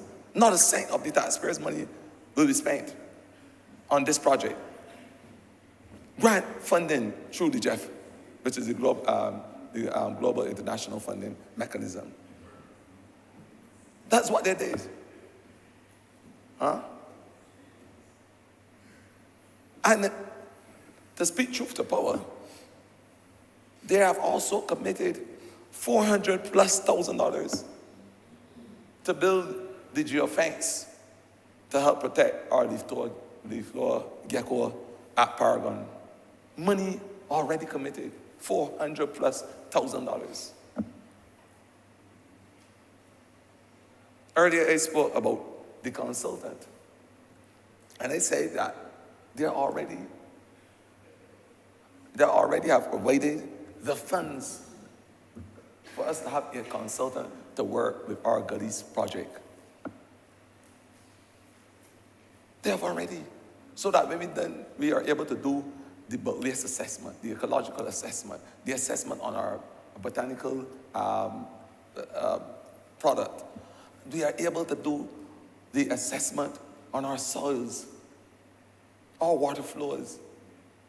Those types of assessments we have already started, and there is a consultant on board to do it again from GEF funding. Because Barbados has been able now, in 5 years' time going, to be able to stimulate, titillate, and excite those persons in the international community to say, this is a country that is serious about the business of the people. This is a country that is able to sustain the lives of the people along with putting up our hand to help with the fight with climate change. And that we have the programs, and we have the projects, and we have the people to build up these projects, to ensure that these projects are realized. And I want to thank them. I'm going to single them out. Kim from our biodiversity section, who heads the section, doing an excellent job. And I want members to put their hands together for this young group of people, man. You have Rohan, you have Adrian, Jamil, Connor, 5 young persons in this group who has been working assiduously to ensure that this strategic action plan that we have here, that it makes sense and that it can save the lives of this country. Those young people. Then nobody that is over, that I would never call it that in the twilight of their years. These are young people in the dawn, the exciting dawn of their years that we are talking about here that help build up this project. And I'm saying that I've heard my colleagues. A good learner is a good listener. I have listened attentively over the last 6 hours. And there are some things that I will be putting my collective ministry to the plow as it relates to ensuring that we go in the fields, the hills, the nook and cranny of Barbados, and get that indigenous knowledge. Each member spoke about it. Get that indigenous knowledge and be able to ensure that we benefit from it. That what the member parliament for St. Thomas spoke about earlier, what the member parliament for St. Andrew so eloquently spoke about as it relates to those trees and those remedies, those plants, the lifestyles that we had and the cottage industry, that which the member parliament for Christchurch Essential spoke about, when we are able to form those linkages with the economic sector so we can derive financial benefits from our biodiversity, whether it's in tourism industry, and my good friend as well, who sat in the maritime space before me, the member of parliament for St. Michael's South, when he spoke about our fish stock and our reefs and our ability to rehabilitate those corals. Very important conversation. He spoke about the parrotfish and the importance of having that as part of our ocean space and to protect that species. And we know that those fish are integral as it relates to building back our sand because as part of their digestive system, they produce the sand granules. We know that. He spoke about those things and they take them on board. The last speaker, the member partner for St. James South, she spoke about a lot of the things that we need to do, how we need to educate our people. And then we have to go back to the schools. I endorse those sentiments. And that is why we have the only dendrologists in the Western Hemisphere who can go and speak to those young people, give them the knowledge, provide them with that wherewithal so that they can understand the importance of those trees. And so it becomes part of their everyday life. I'm speaking about Nigel Jones. He needs, and I'm giving him the job on the floor of Parliament to go into every school, man. Start talking to our young people in simple language. Let them understand the importance of having trees so that it becomes as common as they're opening a book or having a bath on the morning when it comes to wetting a tree or planting one and ensuring the planting in the right spaces and that the trees can survive the test of times. Those types of conversations with our young people. And that Kim and her group can go in the schools the same way and talk about biodiversity and the preservation of those species that the member parliament of St. James spoke about. All those species that you don't see anymore and that we need to have rehabilitated if we are serious about biodiversity. This is the type of conversations we'll be having over the next couple of years as we seek to build out the Barbados Biodiversity Strategic Action Plan. As simple as that. But I want to thank those who spoke. I want to say that I will ensure that these 12 targets are implemented over the next couple of years. I want to commit this government to holding fast to their plans, their promises to the people of this country. And I want to say to Barbadians, things like biodiversity and the conservation thereof, ecosystem restoration, the management of our land space, finding nature-based solutions to combat the vagaries of climate change. I want to endorse what the member parliament for St. Philip's South said as it relates to using alternatives to the pesticides and things in the agriculture industry. All these things, these conversations we can have till tomorrow, Mr. Speaker. And I know that you will force me and back up in that chair and still have the conversation with me. Because it's an exciting conversation here that we're having this day. But all good things must come to an end. And I want to end by that which I started when I said that biodiversity, it starts in the distant past. And I want every Barbadian to understand that. It starts in the distant past. When we were created, there was biodiversity around us. It starts in the distant past. It has allowed us over the period of time, the passing of time, to be able to survive all the threats that you could imagine. And I will tell you something, Mr. Speaker, and it will be the only one of the few things that will help point us towards a successful future. With those few words, I ask that this resolution now stand passed. I beg to second that. The question is that this resolution do now pass. All those honourable members in favour, please say aye. Those against, please say no. Meeting the ayes have it. This resolution stands passed. Honourable Leader of Government Business. Thank you, Mr. Speaker. With that, we've come to the end of today's sitting. I therefore like to move the adjournment of the House until Tuesday, the 22nd of November at 10 a.m.